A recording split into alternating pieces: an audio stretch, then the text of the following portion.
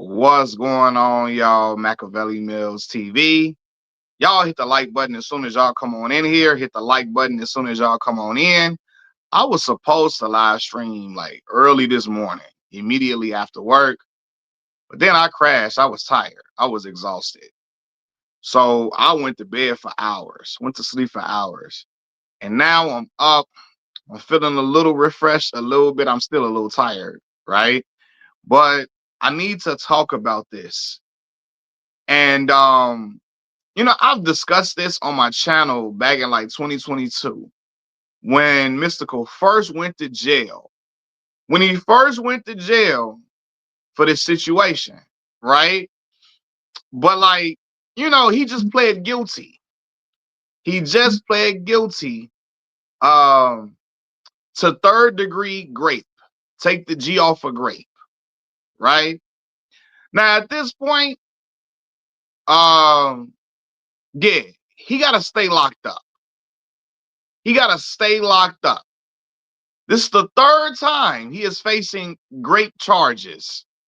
Brother, ain't nobody finna just keep on lying. Ain't nobody lying on you every time, bro. It's just every time, ain't nobody just lying on you and making stuff up. No. All right. The first time he went to jail back in '03, a lot of people was like, well, he might have got railroaded. Maybe they lying on him. Maybe, it's a money grab or whatever. But if you read what happened when he got charged with extortion and sexual battery in '03 and he did them 6 years, if you read what happened in that, nah, his ass was foul and creepy all the time, right?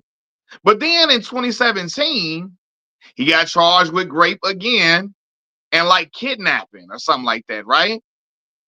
Even now those charges were later dismissed, and for like I forget what it was, why it was dismissed. But then now again, in 2022, another woman accused him of grape, right? And now he's pleading guilty to third degree grape.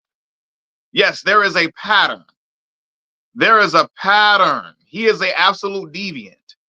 Ain't nobody just keep on, ain't nobody just making stuff up. No, no, no. When you keep getting accused of this, when you keep facing these charges, that is something wrong with you. There's something wrong with you completely. All right. Now, many are not privy to what happened in '03 during the initial time he went to jail. In '03, he was charged with sexual battery and extortion. And what happened was one of his hairdressers, he found out she was stealing some money from him. So instead of going to the police and trying to, actually get charges put on her for stealing and all of that, this man tells the woman, I'll be quiet if you have sex with me and my homie. Like any man that think of some shit like that and that's where his mind going, you trying to extort a woman out of sex, you's a nasty motherfucker. Something wrong with you. Because why would you want to have sex? You want to have sex with a woman when you got to coerce her. She got to be scared for her life or scared and all type of, she got to be basically down on her luck or in the worst possible situation for her to have sex with you. That's what happened. When he went to jail in '03, I don't think people know that. His hairdresser, he found out she was stealing some money, right? And instead of saying, hey, look, we're finna go to the police, you finna get my money, he gonna say, well, look, you let me and my mans, you let us have sex with you. You let me and him have sex with you. Hey, man, this will all go away. What the fuck? Right? That's the sign of a predator.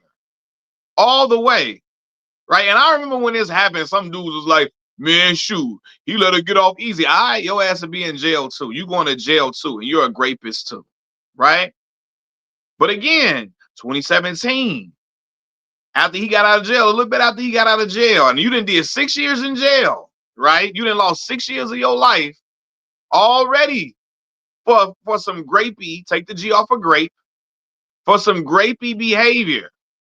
Now you land yourself in another situation where a woman is saying, hey man, he sexually assaulted me. A woman is saying, yo, Mystikal sexual assaulted her, right? And then held her hostage and all type of crazy stuff.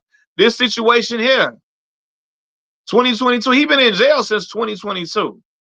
And now he's pleading guilty. Yeah, he's a deviant. And he got to stay locked up. If I'm going to come on this channel and I'll talk about how R. Kelly nasty, he foul for what he was doing to them little girls, to them little girls, I'm going to say the same. I'm Mystical. It wasn't little girls, but grape is grape, no matter the age at all. He got to stay in there, bro.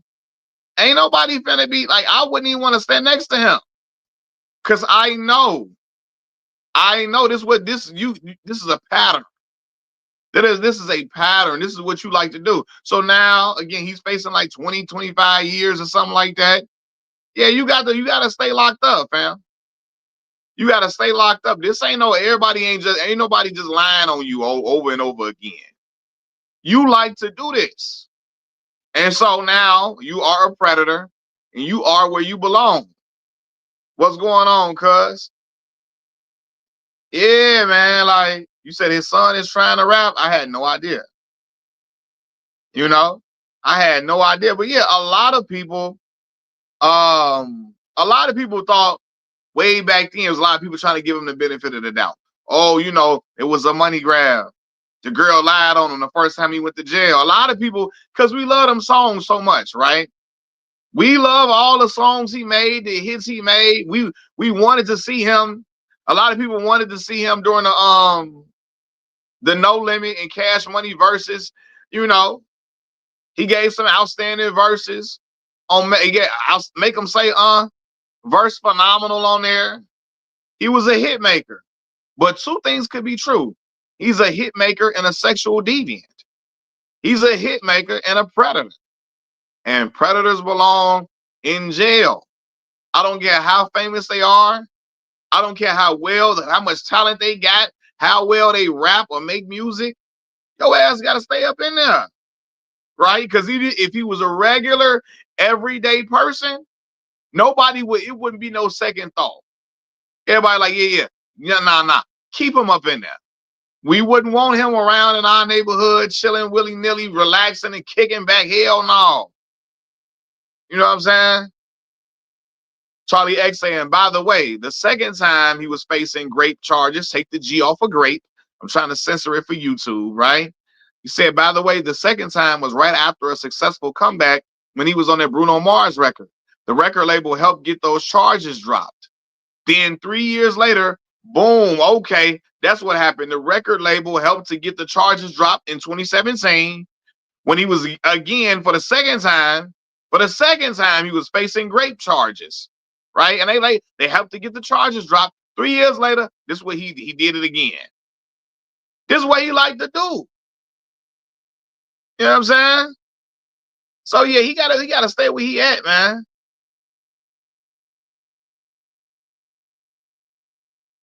And we are though, like, you know what I'm saying? Like, we have been, a lot of people, especially when it comes to successful, wealthy people, we are conditioned to think that everybody is just out to get them and that people trying to get their money from them and people just lying on them. We are conditioned, successful people who are talented, and we are conditioned to think everybody just lying, everybody just trying to get a cash grab, everybody trying to get some paper out of them. And no, while sometimes that could be the case, a lot of these times, these women are telling the truth, right? And it's that person's success, their stature in whatever industry they're dominating in, it protects them, right? And it keeps people saying, oh, he couldn't have did that, because I'm telling y'all, a regular everyday person, the first time they go to jail for something like that, ain't nobody giving them no second chance unless that's your family member or something. Family be trying to give people second chances. Other than that, ain't nobody rocking with dude ass. They like, all right, look, we are staying the hell away. We are staying the hell away from that individual if it was a regular person, right? Yeah, man. He said, Outrageous TV said, back in 2003, we gave him the benefit of the doubt, but they say they had him on tape. When you keep getting accused of the same crime over and over again, and he's not saying he's innocent, he pleading guilty, right? And look, this is the thing though. When all of us was, when a lot of people was all saying like, you know, hey, maybe it was a money grab the first time he went to jail. But when you look at what happened in that case, and I reiterated it, I said it earlier as soon as I got on live. When you find out his hairdresser allegedly stole some money from him, and instead of going to the police,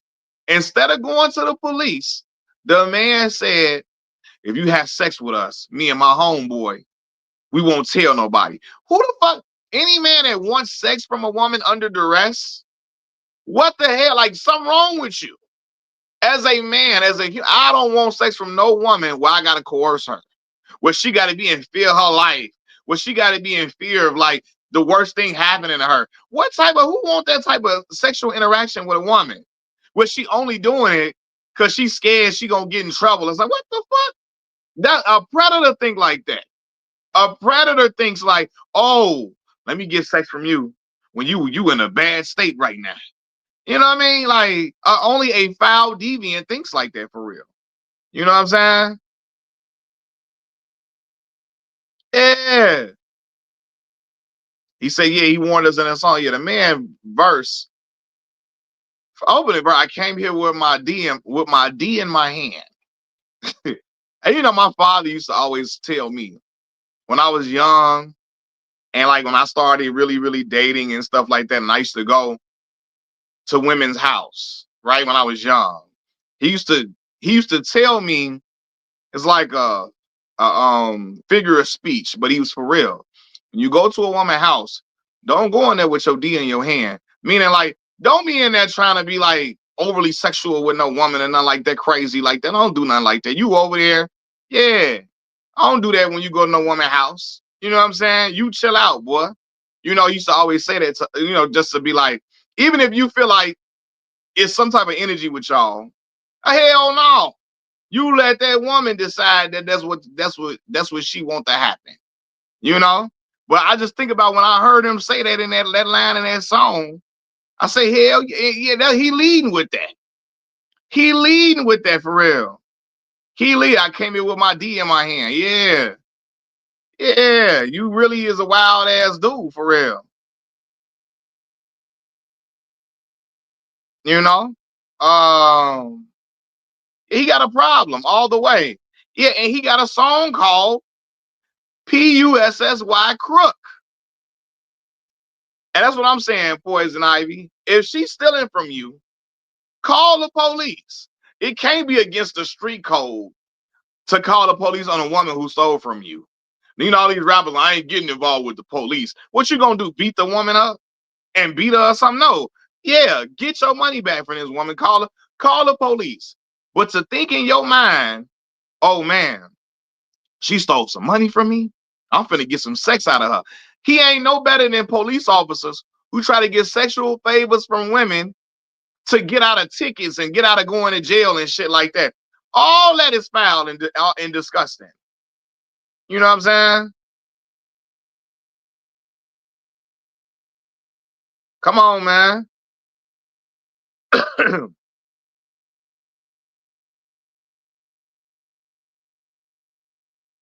Yeah. And that's a fact, Black Mall. If the woman say yes and y'all, you know, y'all in the middle of doing a sexual act, and then she suddenly say no, stop. And you don't stop, you are committing a crime that is rape. The moment a woman say stop, you gotta stop it. I don't care how built up, all the tension built up. I don't care none of that. No means no. And if you think otherwise, you are going to jail. I will never forget that episode of A Different World where Ty Mac, who played Bruce Leroy in The Last Dragon, he's on the show and Freddie is liking him. And he was in there, but he was talking to Dwayne Wayne and his friends, telling them it's our job not to let the women off the hook. They really want it. So when they say no, they really mean yes and all that, right? And Dwayne knew it was foul and disgusting, but he went to go talk to Sinbad about it, right? And Sinbad tell him, hey, when a woman say no, it means no. It don't matter how built up the energy is, how much the sexual energy is built up. When she say no, it is no. And that's it, right? But you got a lot of these dudes who got this skewed ass understanding of what grape is and all of that. You even got some people, some dudes that think, oh, if you steal from me, sex is a fair exchange. Hell no, it's not, bro. It's not. You need to go call the police. You need to, if she's stealing from you, you ain't gonna tell her, extort her with, oh, either you have sex with me or I'm gonna call the police on you. What the fuck? Yeah, you going to jail. Um, let me see. Yeah, talented rapper, but he's a nasty dude. For anybody though, like you're right, for either sex, when somebody say no, it means no. Point blank, period. But Mystikal don't understand that. And so now he in jail and he getting a full understanding of all of that. You getting a full understanding of all of that, man. Yeah, like I don't, again, me as a person, my mind is not conditioned to want sex from somebody who don't want to have sex with me. You know what I'm saying? Who don't want, my mind is not conditioned to say, oh, I want to get sex out this woman and she don't want to get sex, she don't want to have sex with you. No, no, no, no, no, no, no.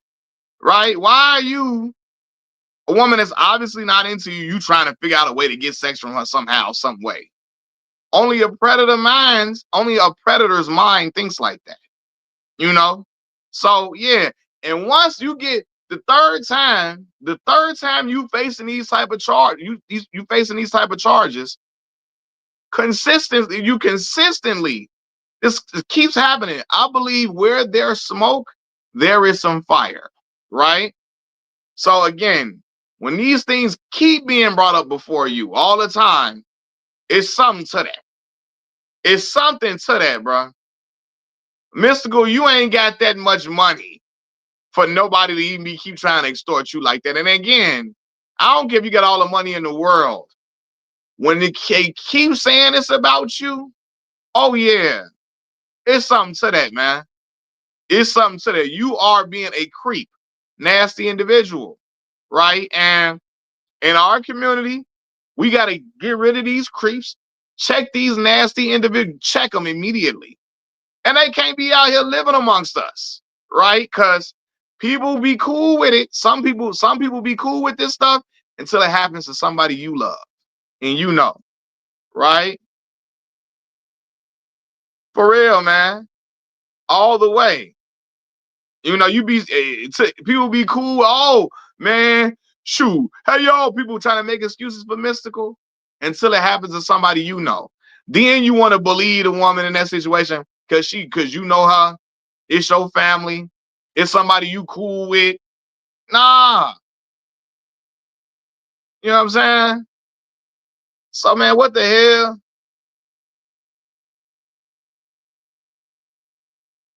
You said I never want a man who doesn't. Poison Ivy said I don't understand how these predators' minds work. I never want a man who doesn't want me or look at a young guy romantically. I just don't get it. People, again, are sexual deviants. And again, they will do anything to try to get sex out of somebody. You know? And yeah, a matter of fact, and Brian Chapman, you bring up a great point. I'm looking in the chat. Some of y'all, I skipped some of y'all. I missed, not skip. I missed some of y'all comments. But I heard some people saying, well, I mean, he's not a bad looking guy. Y'all know, right? Grape, take the G off of grape. It's not always about like, oh, I'm ugly and I don't get sex from women.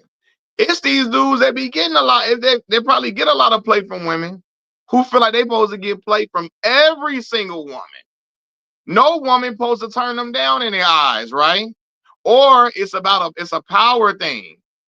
And they just want control over a lot of these women. Darren Sharper, again, like you said, nice looking dude, had a great NFL career.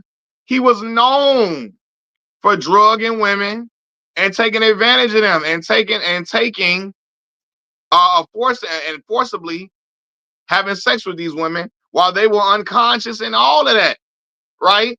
So it ain't always, oh, the dude, he ain't ugly, so why he ain't got to do that, man? Listen, a lot of these dudes that people find good looking that do that, they think they supposed to have sex with everyone. It's their right to be with any and every woman they want. You know what I'm saying? So yeah, um, yeah, exactly. Because Trey Songz, you know how Trey Songz keep on them charges keep being, he keep facing these allegations. Trey Songz, several women have accused him. Several women have accused him of being a creep, right? And you would think Trey Songz, R&B singer, nice looking dude. Oh man, he can get a lot of different women. You know what I'm saying?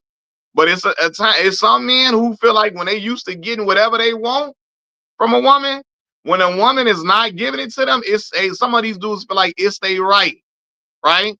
Because Trey got a list of allegations against him. Even the girl BB Rexa, I remember BB Rexa. I always remember when she told this story about him. She say they were at a wedding, right? And Trey Songz was there with a +1. They were at a mutual. They mutually knew the same people, the same person, and they was at a wedding. Trey Songz came with a woman, and he looking at BB Rexa and all of that. And he said, I think she went to go use the bath. She went to go use the bathroom, and Trey was by himself at a point. And he like pushed her and grabbed her and pushed her against the wall and told her, let's do this. And she was like, what? No. You just came with somebody. You here with somebody. What you going? Like, what is Trey doing? You know what I'm saying? He think he could just do shit like that and think like, what? Every woman don't want you. And you can't just think you just gonna pull some shit like that, push the girl up against the wall and she just gonna fall and go all with it. Man, what the hell? She looked at that. She looked at his ass like, no, hell no. You know what I'm saying? Yeah, I promise you, I remember that, man. You know, I remember that. Like, and she told that story. I'm like, oh, Trey, I know I know what you own, man. And then after that, years later, allegations started coming in years later. You know, it's a pretty basketball player. Beautiful woman. She played college ball. She came out one day on like New Year's or something like that and said, you know, it's time for me to tell my truth. Trey Songz graped me, and take the G off of grape, like I said. And there's been other women who have said the same thing. Now, Black Maul, I ain't even know this. Kellen Winslow, I knew Kellen was off though. When I remember when he after that game, he was saying, I'm a fucking soldier and all of that. Something off with him, right? Kellen Winslow was a great football player, tight end, went to University of Miami. I didn't know he was going around taking sex from homeless women. That's crazy. You know what I'm saying? That is crazy. That's crazy. I never knew Kellen Winslow was doing that. Right? Now I knew he was off. Right? I remember watching him in post-game interviews and stuff, and I'm like, yeah, Kellen, something off with Kellen, for real. You know?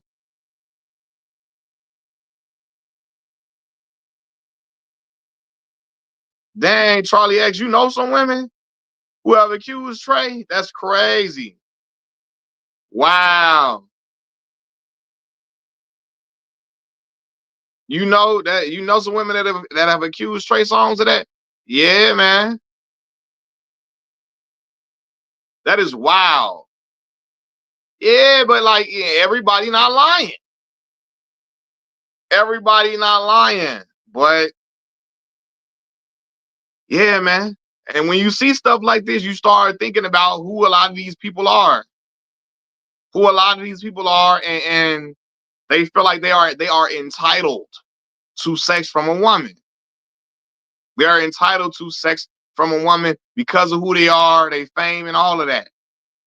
It's a lot of, and I'm gonna be for real, y'all. When we was in college, bro, like the stories you would hear about motherfucking certain dudes and shit that they would do, right? Some of it, again, it wasn't grape, but it was like they were trying to put a woman in a situation where where like, oh, she gotta say yeah. You know, trying to put them in a dudes in school, you would hear women would come and tell me about situations where dudes really made them uncomfortable. And it would be like, what the fuck? Like, you know, dude, I knew a story about a dude that took a girl home, right? Taking the girl home, dropping off. They supposed to be cool after the party, right? They supposed to be cool after the party. This motherfucker just like, after he parked outside of her house or apartment. And she like, all right, this mother just dropped his pants in the car. And she's like, what the fuck? Right? Like, what the hell? Cussed him out, got out the car. You know what I'm saying? It'd be wild, but some of these dudes be thinking they be entitled to a woman for whatever reason, or entitled to sex and all of that. Yeah, but you know, like with Mystikal, yeah, bro, people ain't lying on you. This how you get down. And at this point, you gotta stay where you at. Teachers say, remember that guy who impregnated that mentally ill / mute woman in the nursing home he worked at? I didn't even know about this story. But I'm sure it be happening a lot of time, a lot of stuff. Unfortunately, man, to people who are mentally disabled, things like this happens a lot because people are disgusting people and disgusting human beings, right? And with Mystikal, I'm not finna be like, I'm not giving him no out.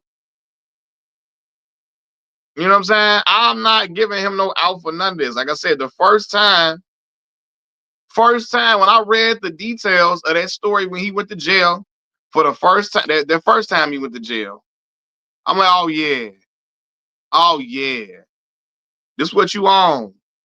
This is the type of stuff you own.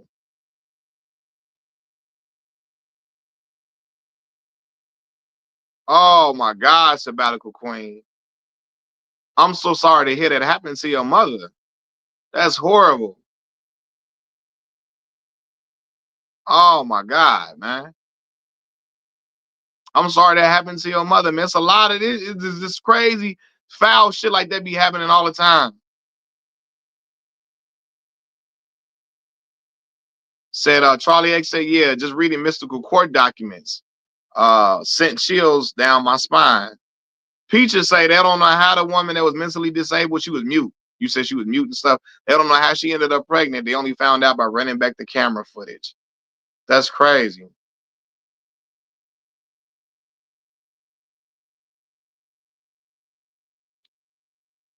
You said, what did Mystikal do? Now, rap guy, you've been on here for a while. Been on here for a while.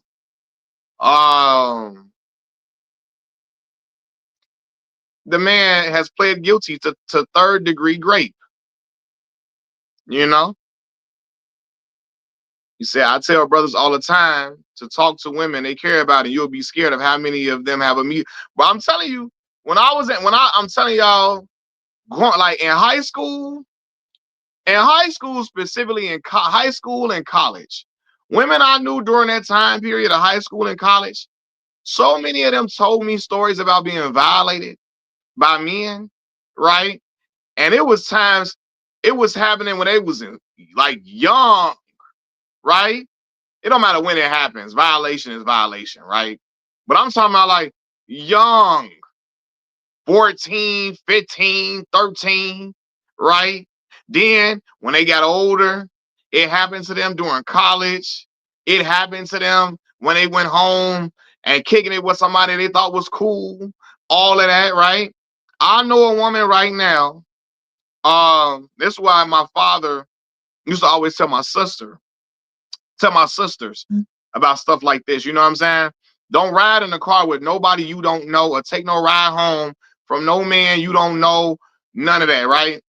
I know somebody who got a ride home, like they were leaving a party, right?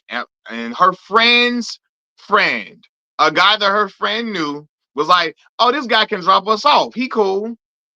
The guy dropped off her friend first, right? He dropped off her friend first.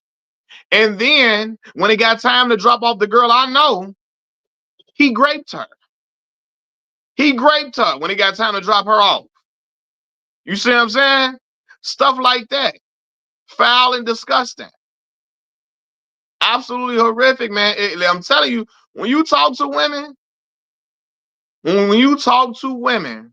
you will be shocked at the terrible stories that they have about stuff like this. That's why, bro, I check shit immediately. Y'all remember that time, and Charlie X remember this vividly, when I was talking about Gloria Velez and how Gloria, when she was young, her parents were neglectful. Her mother was like very neglectful, was really insisting that her daughter use sex to get money and stuff, right?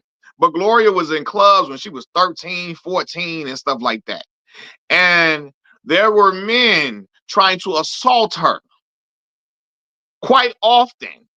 And you had men in the chat that day making excuses for it, talking about she being fast. And I was checking the fuck out of them immediately. And I say, y'all belong in jail too. Because anytime you can view a child, 14, 15, and you can think it's her fault, right? For getting, for basically about to be raped and all of that, even if she ain't underage, right? You think it's how you blaming a woman for a man being a predator. And in this situation, Gloria Velez was a child, right? You really blaming a child for a man being an absolute creep predator. Something wrong with your mind. Something wrong with your mind, for real. And you are absolute bum. And I'm gonna be for real, y'all.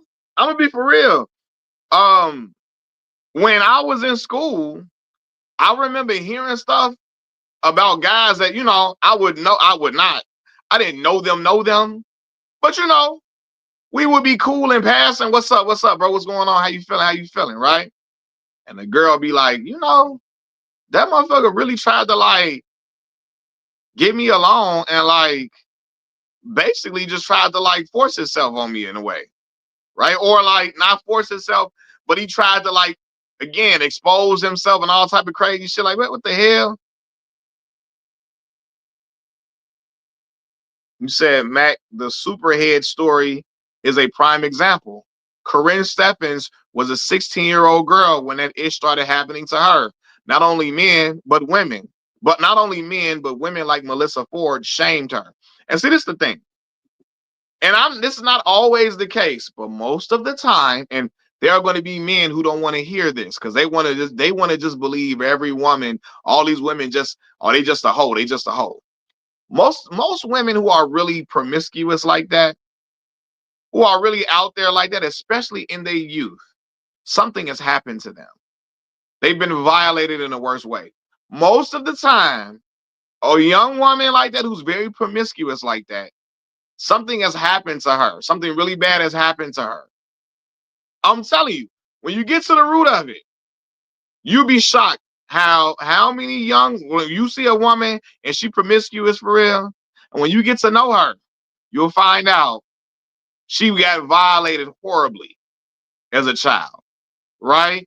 And it exposed them to sex in a way where they became like it just became numb to it, or like it triggers something in them, in the worst way. I knew a girl when I was in school. And actually, like, what's crazy is I was told this not even by her. Her guy told me this because he was really, cool people. And he said, man, that woman, she was abused a lot as a child. And when she was abused sexually so much, she started to think that maybe that is what she was on earth to be a pleaser of men sexually, because she got violated so much as a child, right? That in her mind, to cope with it, she started to believe maybe that's what I'm supposed to be, or just a pleaser of men sexually, right? And she went through a little period of being promiscuous or whatever, right? And then again, she got therapy, healing, all of that. And she got to the root of what was, the root of what happened to her for real. And how that affected her in the worst way. Bro, when I heard this, I was like, oh my God, because she was really, really nice person. Really nice person. Beautiful girl. Beautiful girl. Gorgeous woman. But when I found out, like, she thought like that due to her trauma, that trauma and being violated had her thinking like that, man. That's horrible. And that's why I clutch on to my daughter so closely, right? My little sister. I try to talk to my little sister about stuff because I just know how horrible this world can be. Especially to, man, black women, man, listen, horribly. Stuff happens to them and they don't even talk about it for years till they get older. You know? I'm trying to think what you said. Many women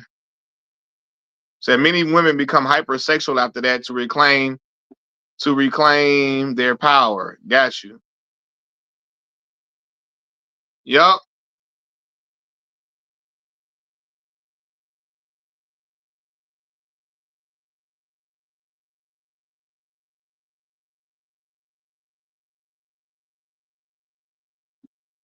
Yeah, man. And again, it happens to and my friend, I already know, cuz he said, I ain't gonna lie, cuz in the hundreds, this in Chicago, Southside Chicago, the Wild Hundreds. He said it was wild seeing 15-year-olds hop out the car with 25-year-old men, 25-year-old dudes all the time. Yeah, it was normalized. It was normalized, man. High school girls, these grown men preying on these children. And that was a thing, right? And there is no way me as a grown man could look at a child and be attracted to a child. You know? Yeah, man. But I'm gonna say this too. Yeah, the internet may not be therapy, but sometimes somebody telling a story can encourage somebody else to get healing or go to therapy or to tell their story about what happened to them. You know what I'm saying? Because I know some young men around my age who are violated by men, It don't matter if it's a woman or a man, right? Violation is violation. So if you was 12 and your 17-year-old, 18, 21-year-old babysitter did something to you, that's disgusting. That's great. That's you were a victim. It don't matter if that was a woman or not at all, right? But a lot of times with men don't think they've been violated or think stuff is cool unless it's happening to somebody that's the same sex as them, you know? And I have known men for real. And again, and guys have, like, again, some people I know have end up telling us, like, yo, man, my cousin, he was a guy, he used to do this to us, you know? Or, my stepmother's family member used to do this to me. And I, like, for real. And that's the things about it, Queen. The internet can be therapeutic to some degree, but it should never replace therapy itself. Yes, you still have to go to therapy, you know. But man, when I think about people like Mystical, it's like this shit. This is really people out here like this who do this all the time. And unfortunately, when some people have money and power, they can get stuff like this to go away, and they can keep violating people continuously. You know? Yeah, I heard about Kevin Spacey facing all type of sexual assault allegations and all of that, sexual assault charges and stuff. Yep. Mm-hmm.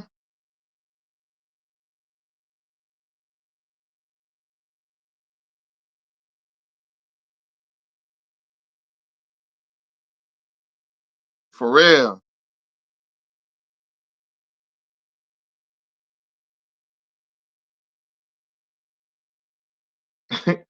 Rap God, what you asking, bro? What you be on here asking? Yes. A woman can be a predator too. Absolutely. Absolutely. It happens a lot. It, man, I'm telling you, boy, boy, it's been times you've known of people who talk to women who talk to underage guys, right? You think about Mary Kay Letourneau falling in love with a 13-year-old student and having sex with him at like, what are you talking about? Well, not having sex with him, raping him at 13 years old. You know what I'm saying? Yeah, y'all hit the like button for me too. Hit the like button, y'all. I'll be forgetting to tell y'all to hit the like button. Hit the like button, please, because when y'all hit the like button, my videos get into the algorithm heavily. You know? Super heavily. Yeah, a lot of men I know, you know what I'm saying? They got assaulted by their babysitters and all of that. It definitely had yeah, they was getting assaulted by their babysitters all the time. And some men think it's a badge of honor. And not realizing, hey man, you got you got violated. But let that had happened to their daughter and it been from, a man or anybody, they ready to snap. God forbid that happen to anybody's child, because I'm not cool with none of that happening to nobody. Black Maul say, remember, Mac, Ted Bundy had women coming to his trial in support of him. Being traditionally handsome plays a part in women letting their guards down, apparently. Yeah, like, remember Richard, what's some other name? Richard Ramirez, what was the dude name? The Night Stalker dude that was in California? He had some of the most gruesome assaults of women. And, and he wasn't sexually assaulting the men, but he was taking their life and all of that. But some of the most gruesome assaults, and he had women talking about he looked good, right? But you're right though. When people um when people look traditionally handsome, there are some people who let their guard down. Some women who let their guard down around somebody that looks traditionally handsome. Because sometimes people start thinking, oh, this guy look like this. Ain't no way he gonna try to force. He must get it all the time. He must get sex all the time. He ain't gonna, even if he gets sex all the time. That don't mean he's not a foul deviant. You know?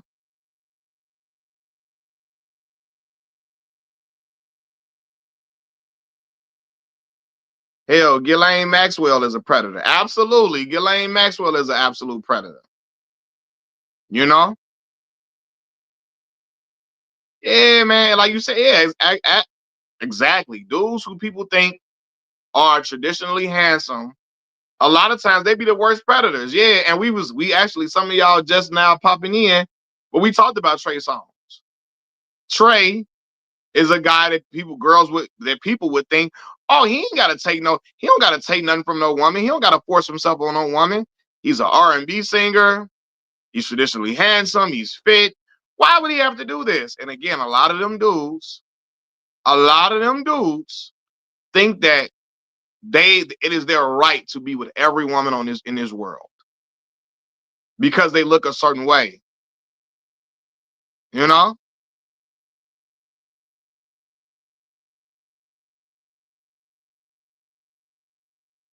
they think because they look a certain way, they are entitled to every woman on this earth. And then you find out they was out here forcing themselves on people.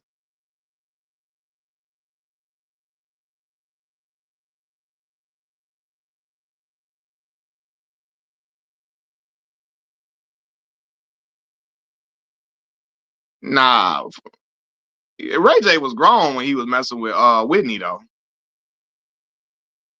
Cause that was like after wait a minute and stuff, and Ray J was grown at that point. He wasn't no kid. when he was messing with Whitney, this like what? Was that what, 2010? That was after Kim Kardashian and stuff, right? Ray was older at that point. That was well after Kim Kardashian and all of that.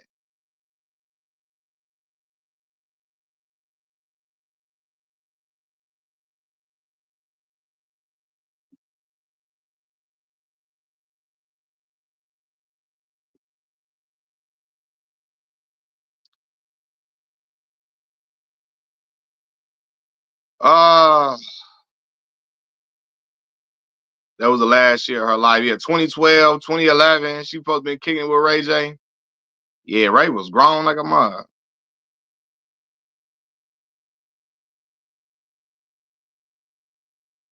You know, but yeah, man, like I look at Mystikal like, yeah, you don't,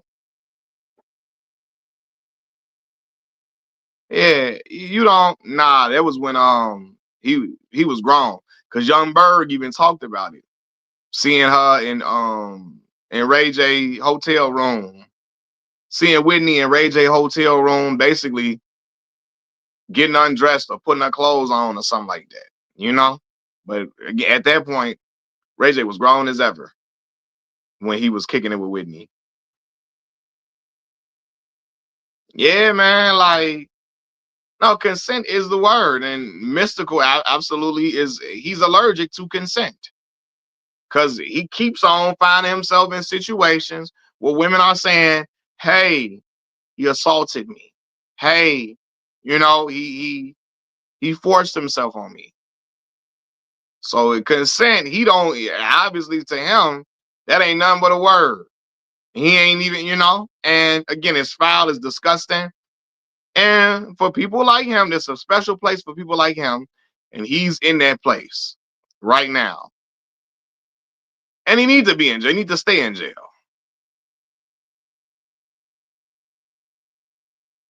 He got caught the same charge 3 times. 3 times. 3 times. He said, yep, he did it. Lightning don't strike twice, same place. It's the third time he's facing these type of charges. Like, come on, bro. Like, there's a pattern. And I believe where there's smoke continuously, there is some fire. Yeah, he getting that full 20-year sentence. He getting a full 20 years now. You know, and honestly, if he didn't have some lawyer money, it'd have been worse than what it is. He probably get way more charges if he didn't have some lawyer money. He lucky he got 20 years. That's lucky for him. That's lucky. You know? But I'm like, yeah, ain't nobody finna just keep saying you doing this now. You know? That's like me, right? If I'm with a girl and you hear, oh, I got accused of domestic violence, some people gonna be like, you know, oh man, I don't think he did that. Man, that girl probably just bitter. She just bitter, right? I get in another relationship with a woman. She accused me of domestic violence too. You were like, ah, damn, second woman. I don't want to believe it, but damn, why they keep saying this about him? Third time, I get with another woman. Get with another woman after that. She accused me of domestic violence too. You gonna say, oh no, his ass is a woman beater. You gonna say he be putting his hands on women. This is not a no. Third time's the charm. This is what he does. This is what he does. You gonna say, oh no, he ain't nobody just accusing him of domestic violence. 3 different women? 3 different women? Oh yeah. You gonna definitely say, oh no, that's what he do now. That's what he on. Come on, cause 3 different women ain't just saying I'm beating like that you just beating on a girl and something ain't going on. You know? Like, yeah, there is a pattern. There's a pattern consistently, you know, and we got to look into it. I remember watching Forensic Files, y'all. I'll never forget this. Y'all know I watched Forensic Files, even though Peter Thomas got that scary ass voice. His voice is very eerie and scary. And if you watching that in the middle of the night and you sleep, you fall asleep watching that, You wake up to that shit, you looking around the house, trying to see who up in there with you. You hollering out, making noises and shit, trying to, hopefully you can scare an intruder away if they in your crib, right? But anyway, I was watching Forensic Files, and this guy, he got, his wife died. His wife died, tragically.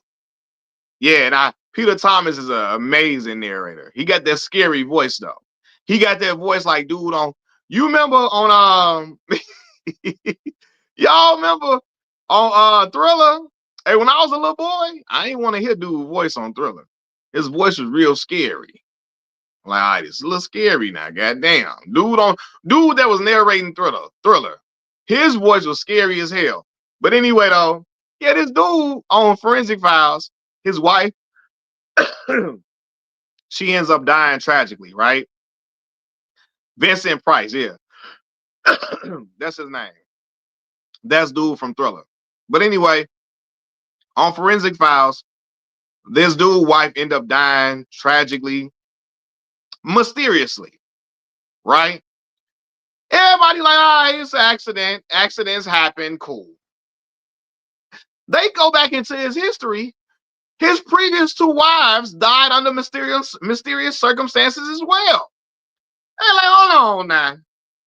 Every one of your wives ain't just gonna keep dying mysteriously.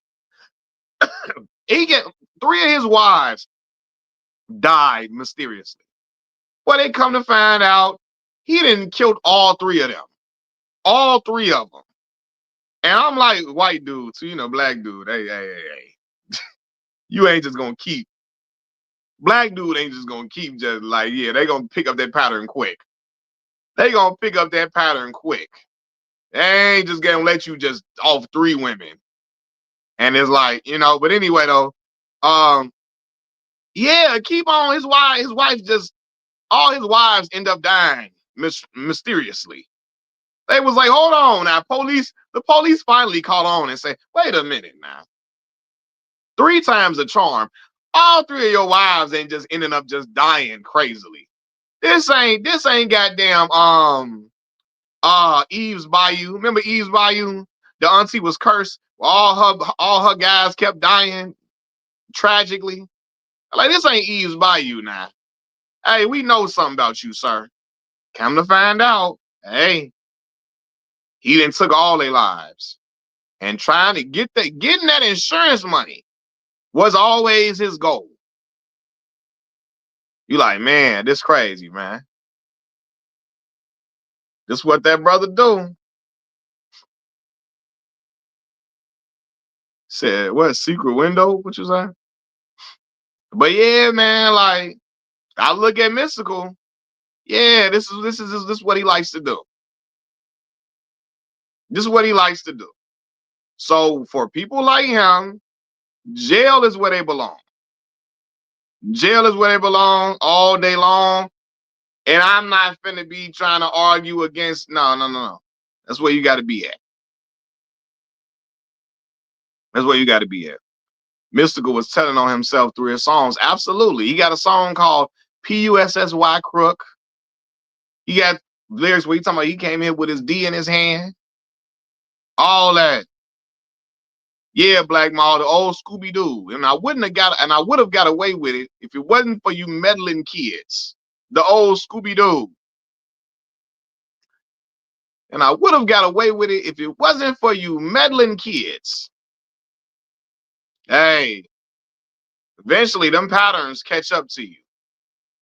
Them patterns catch up. And I know when like, dude thought he was just invincible. The dude on Forensic Files, you just gonna keep taking your wife, you gonna keep killing your wives and think they not gonna catch on at some point?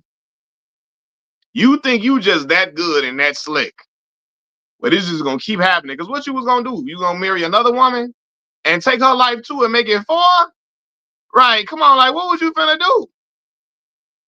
You get what I'm saying? And for people like that, how do you even sleep at night? How do you sleep at night knowing you done did this stuff?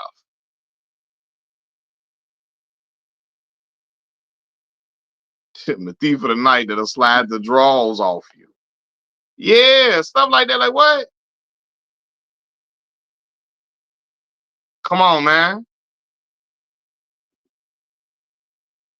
He said that. He said that.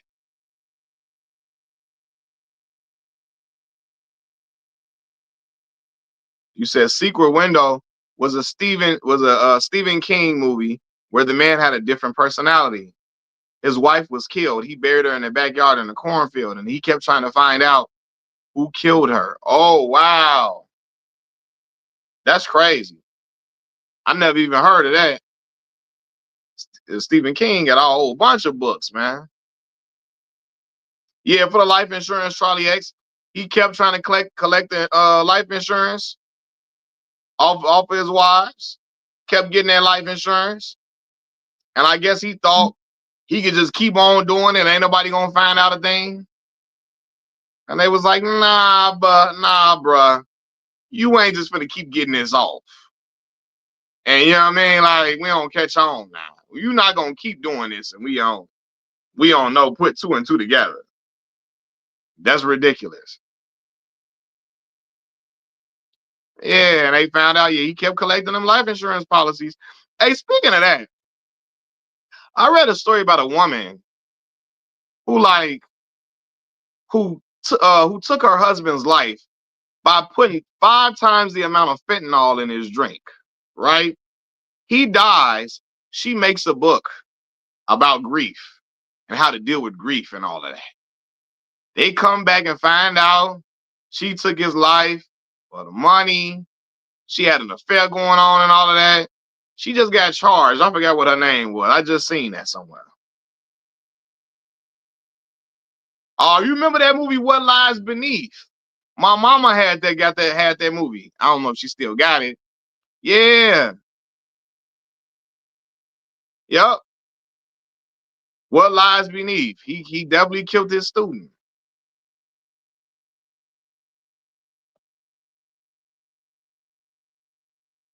What Lies Beneath, man? Hey, boy. Whew. That in Gothica. Gothica, boy. Man. What's that? Charles Dutton was Halle Berry's husband in that, right? That wasn't Forrest Whitaker. That was Charles Dutton, I believe. Yeah. Was that Charles Dutton or Forrest Whitaker in Gothica? Which one was that? That was Charles Dutton, I believe. What is that, Charles? That was Charles Dutton. I think so. Yeah. That was crazy. Her husband and his best friend were raping women in a cellar that they built and recording it on camera.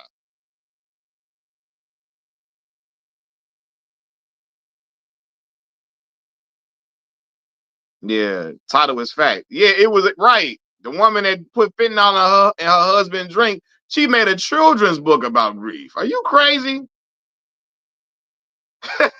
Said the fact that Charles Dutton was Halle Berry's husband makes you want to be in Hollywood so bad. And you know, Charles Dutton was out here pulling because you know Debbie Morgan, you know, the one with the deep dimples, pretty older woman with the deep dimples. Charles Dutton was out here pulling, man. God damn.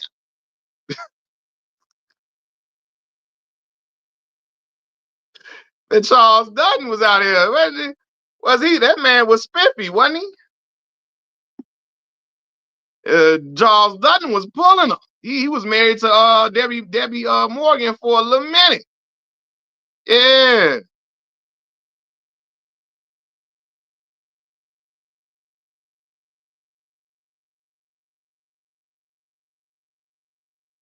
You said Debbie Morgan lives in DC. I deliver her packages regularly. I'm about to make a joke. But for real, I got you. Oh, Debbie Morgan. She was on Power. She was Tasha's mama. On Power, she still plays Tasha's mama when she come on. She got like a recurring role. She not in the show permanently, like all the time on a regular, but you know, she's a recurring role. She's Tasha St. Patrick's mother on Power.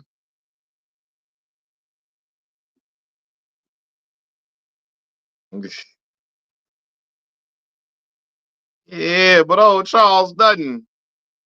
Charles Dutton was married to Debbie Morgan for a little minute. She's on Beauty in Black. Okay, I never watched that. Kirby says I never watched Beauty in Black. Donatello say, funny enough, Mystical's voice used to frighten me as a kid. As I got older, into No Limit later. As I got older, I got into No Limit later. But man, my childhood self was right. Yeah, he seemed a little creepy, hollering and yelling, talking about he always freaked out like a freaky frog. Hey, you know, Charles is a legend.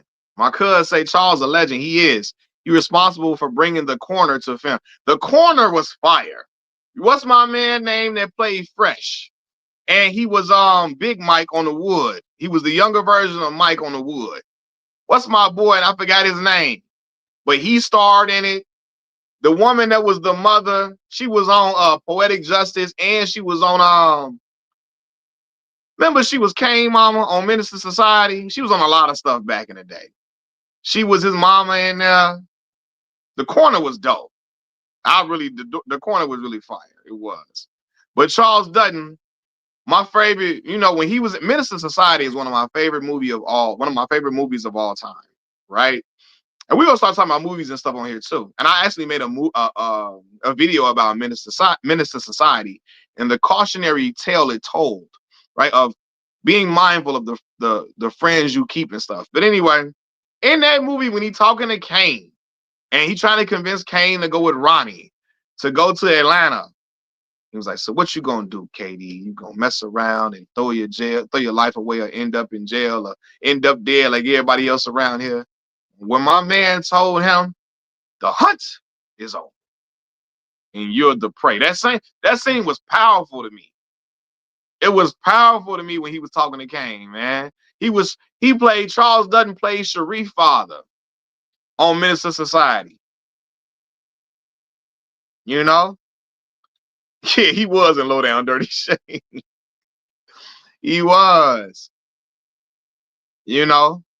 But yeah, man, that scene in Menace was always powerful to me. Yeah, man. A big plate, Keisha. A big say, what's taking Keisha? What's taking us so long with that plate? Hey, Keisha. Lorenz Tate was in there about to sleep, snapping on Keisha. About hurry up with Mr. Butler's plate. And then he had Rock, the TV show. Yeah, Charles Dutton been around for a minute doing his thing, boy. Yeah, Menace is a sad movie. I didn't see Menace till I was about 11 or 12 years old, right? I didn't see that like when I was a little itty bitty kid. I saw it when I was hitting my adolescent years, right before I was about to be a teenager. In which it was impactful that I watched that movie. Because all the stuff that happened to Kane, it really revolved around him being in the wrong inner circle, right? Because he wasn't really no killer, even though they did what they did to get back for Harold. On the way there, he's very apprehensive about it.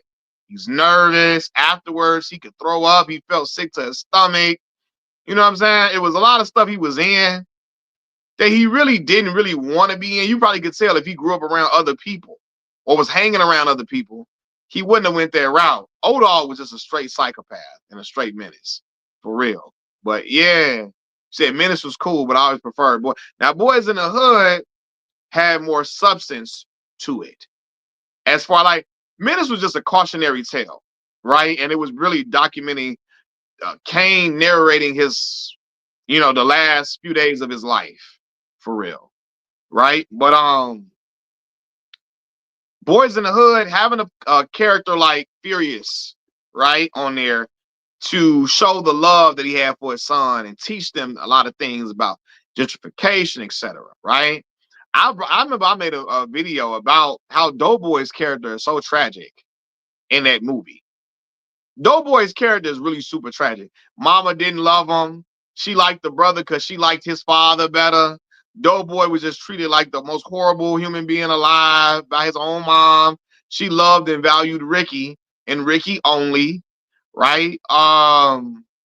He was still there for his brother consistently, there to take up for his brother. Even that scene at the end, right before Ricky gets shot, Doughboy put it together in his mind. He noticed it. He put it all together.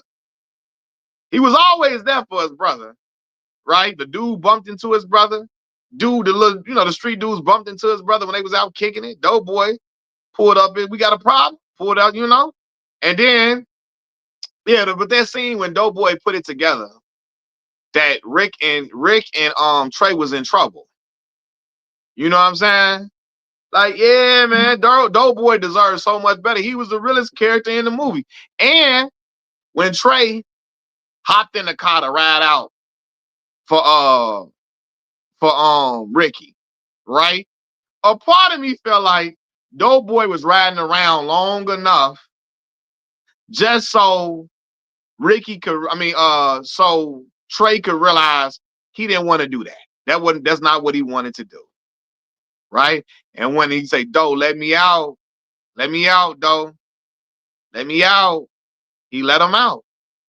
Then the next day he wasn't mad at him. He told you, I know why you wanted to get out the car last night. I know you why you wanted, He thinks I did all of that. It don't make me feel no better or worse. Yeah, man, Doughboy character really tried. Then you find out he get gunned down like 2 weeks later after burying Ricky. You know what I'm saying? Probably in retaliation for what he did. It's a really, really sad tale. Yeah, he was just a product. Exactly. Doughboy was a smart dude, just a product of the system in a terrible household where his mama did not love him. His mama did not love him. It's really, man, I'm telling you, The Boys in the Hood is a really great film. Shout out, rest in peace to John Singleton. Because John put that together beautifully. For real. When I watch people react to, because I'm a reaction channel nerd. When I watch people react to that movie, I always like when people connect to Doughboy and are empathetic to him as a character. Because he's a really empathetic character, and for real, all in all. All in all, man.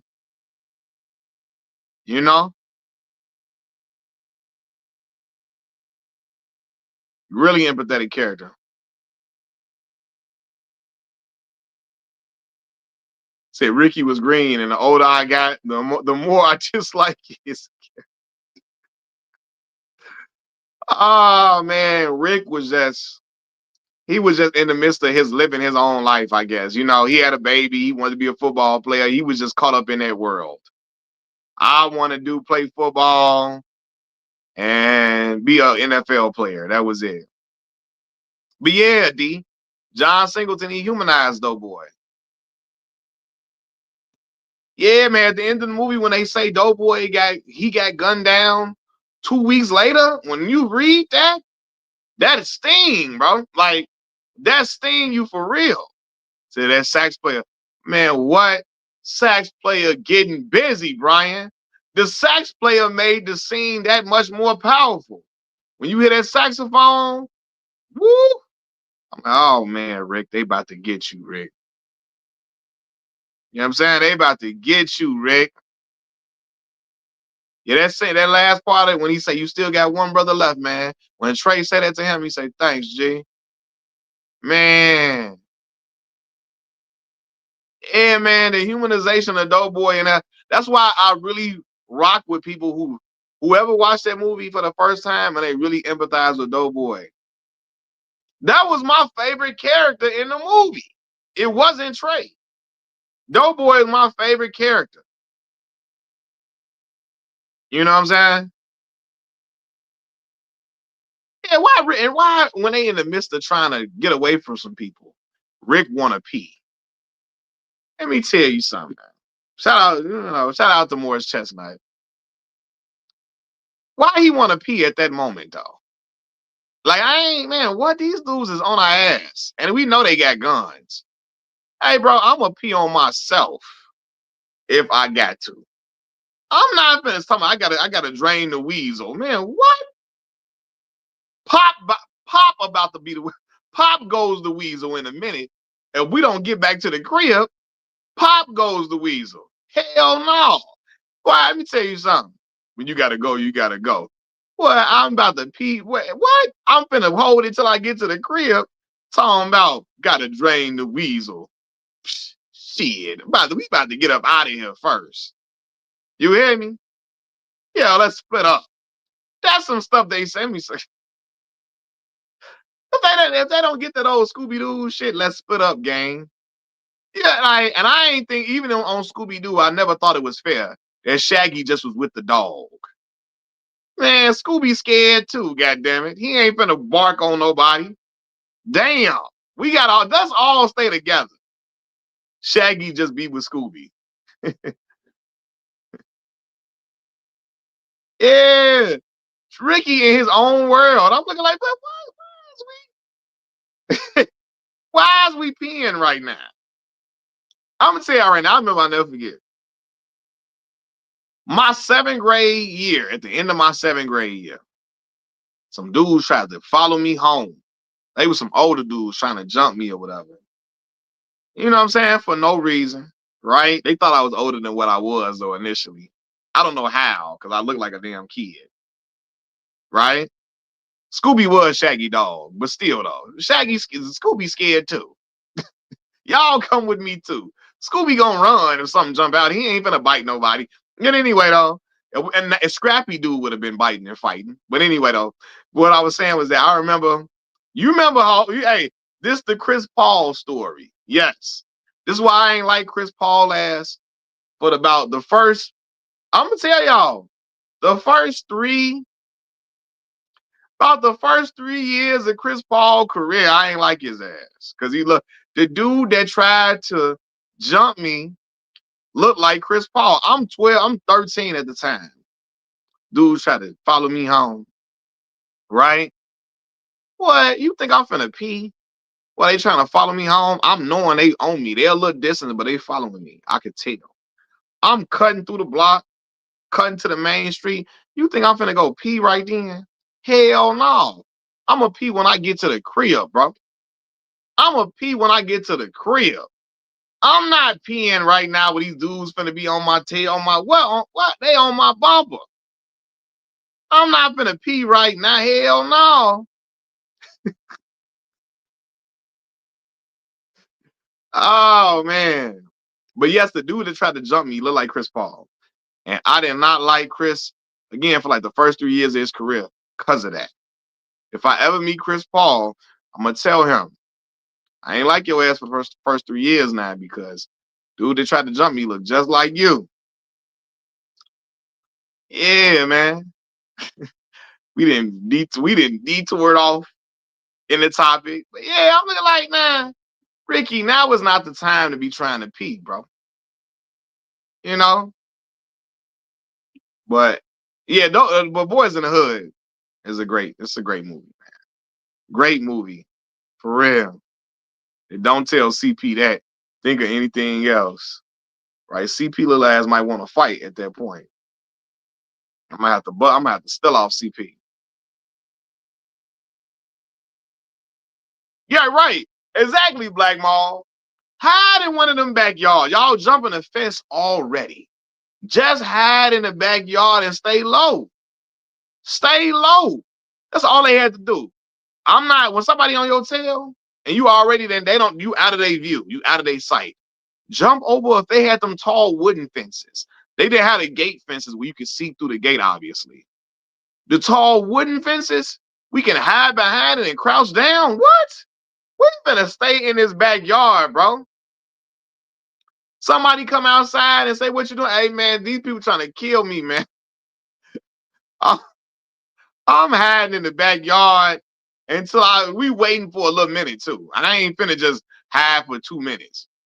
We stand in this backyard for a strong little minute. Till I know they out of the sight. They out of sight and out of view.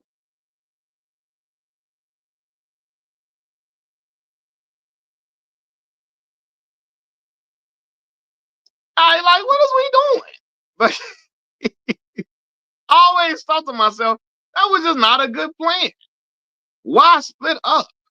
So one of y'all can be alone and get like, yeah. He said they have made AI videos of alternate endings of Ricky and Trey. They have made AI videos of alternate endings of Ricky and Trey hiding in someone's backyard, and the red car just passes by and they go home. Right, let's go. Yeah.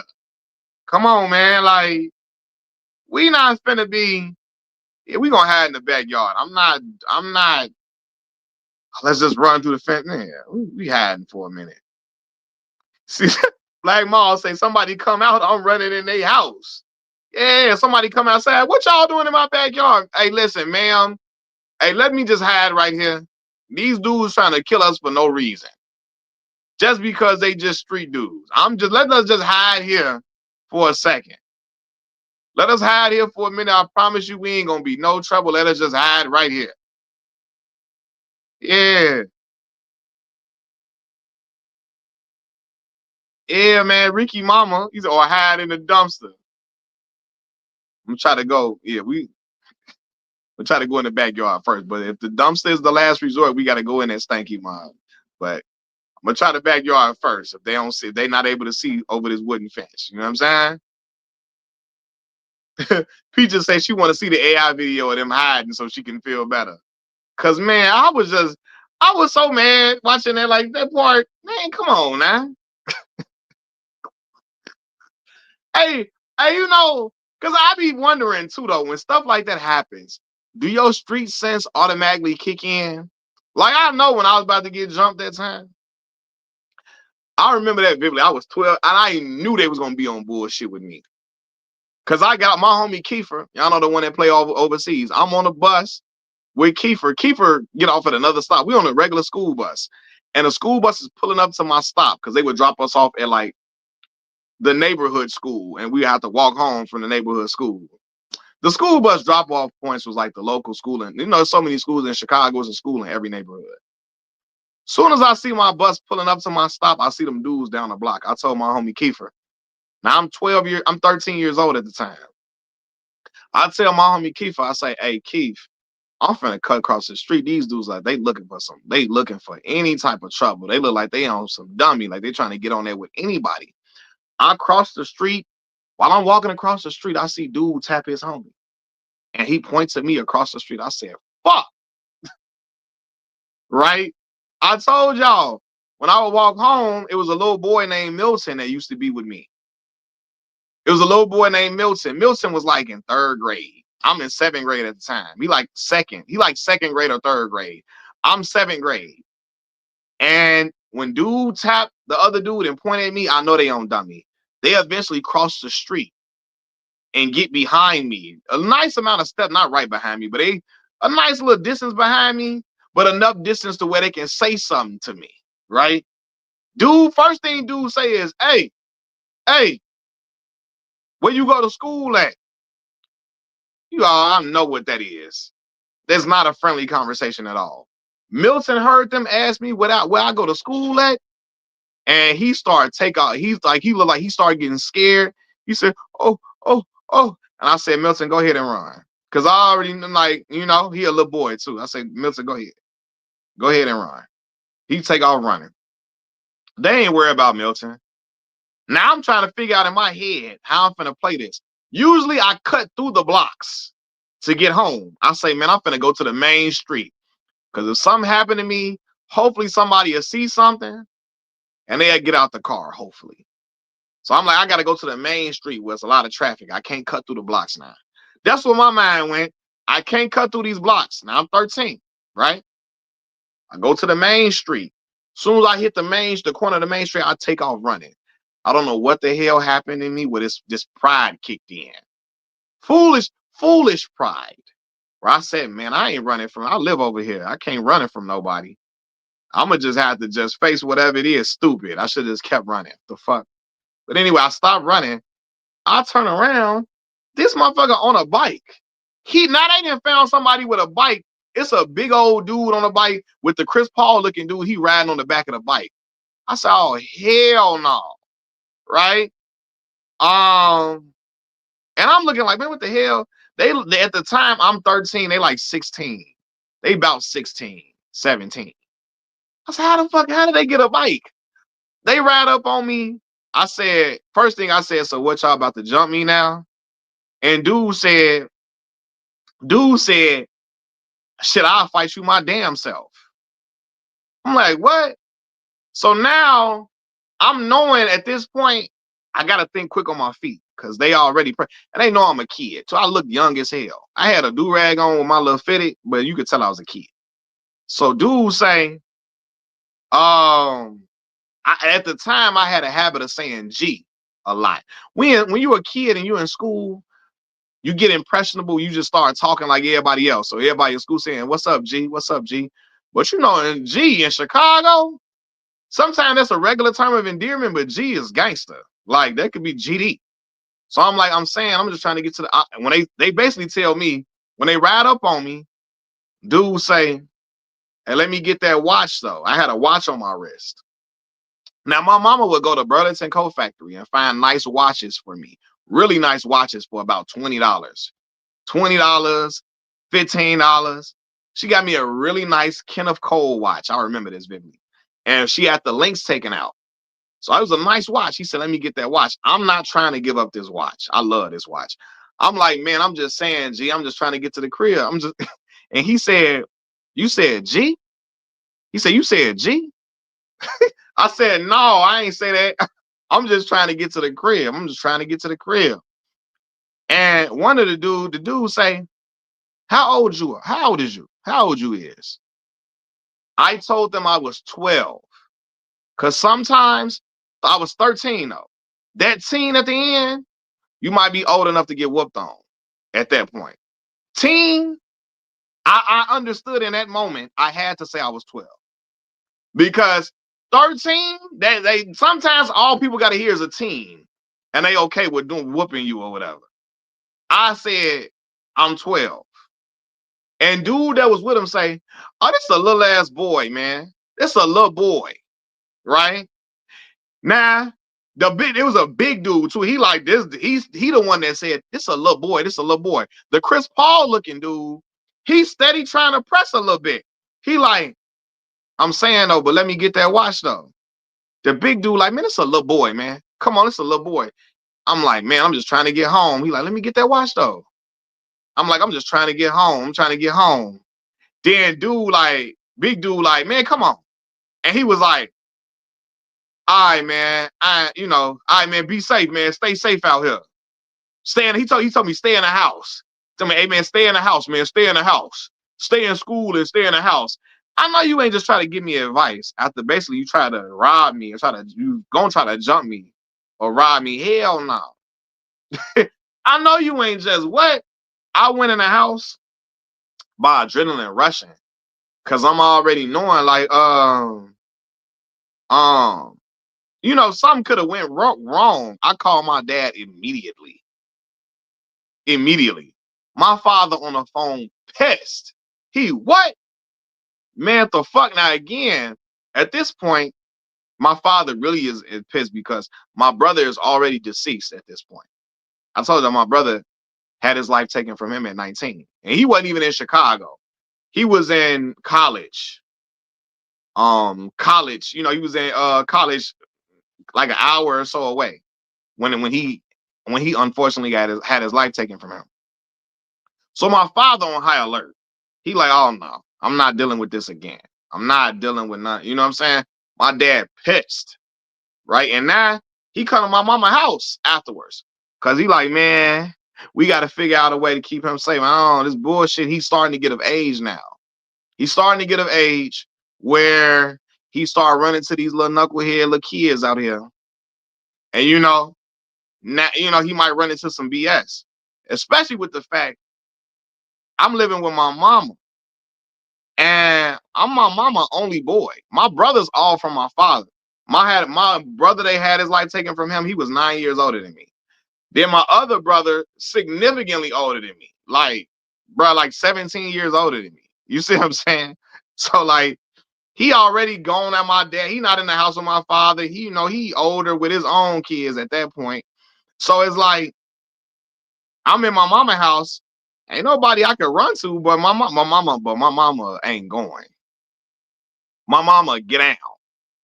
For her kids, my mama will fight, scratch, and claw for any one of us, even at this her age right now. She, you know what I'm saying? She in her early 50s. She's still a get down for my mom. But I don't want my mama in no BS or whatever. But yeah, though, at that point though, man, I'm gonna tell y'all, bro. Them teenage years in Chicago really was something for me. Like not for me, but for a young man in general. Them teenage years in Chicago. Thank y'all for the rest in peace of my brother. I appreciate it. I appreciate it, man. Thank y'all. But them years in Chicago, like them teenage years, a young man can run into a lot of different stuff, especially in the inner city, like South Side, West Side, you know? So yeah, man, I remember that, boy. Boy, I can tell some stories on here. Stuff that I didn't been outside, because, living in the neighborhoods you living in, you going to experience different stuff and see different stuff. But yeah, I told that story to say I had to think on my feet very quickly. Think on my feet very quickly to avoid whatever crazy was going to happen to me. You know? I couldn't. And see, my cuz, no. Them years are dog. Yeah, in Chicago, them teenage years are pivotal.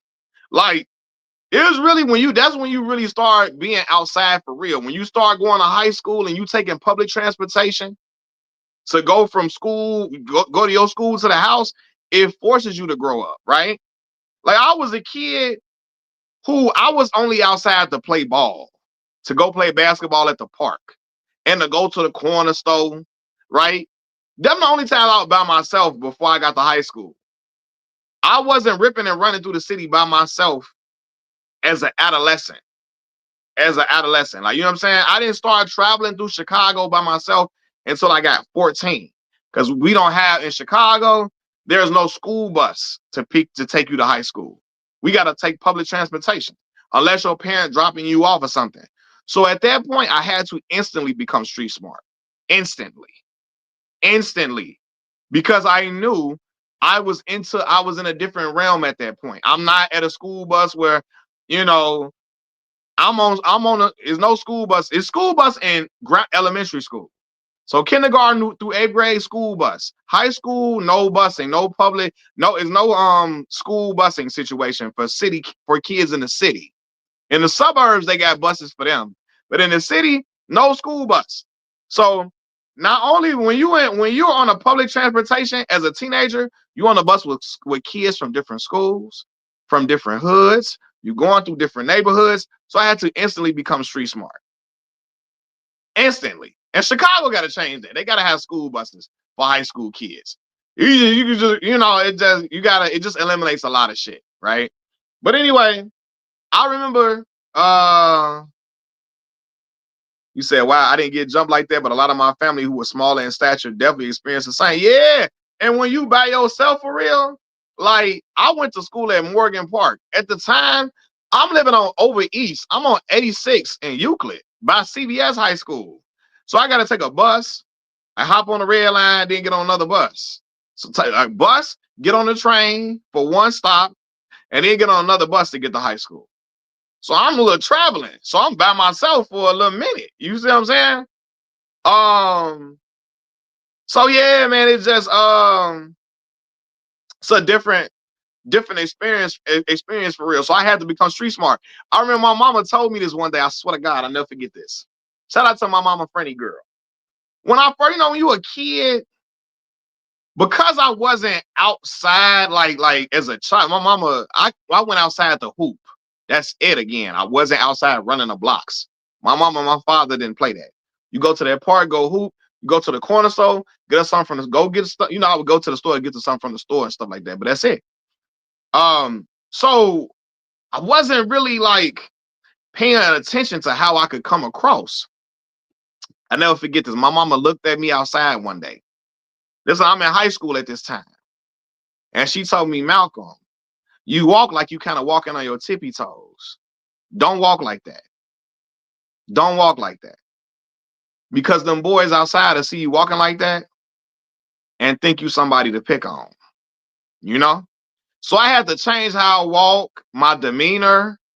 Like I had to really like get really assertive for real because I'm outside now with other shorties who don't got the home training I got. I'm outside with shorties who don't come from love like I come from it. Some of these shorties just really just preying on people outside because they really getting sent off by the big dudes on the block. They getting sent off.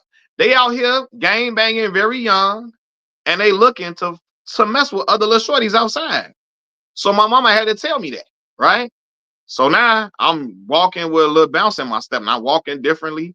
Now I gotta really be on guard for real. I get outside, when I'm going to high school, I know I gotta wear my game face outside, right?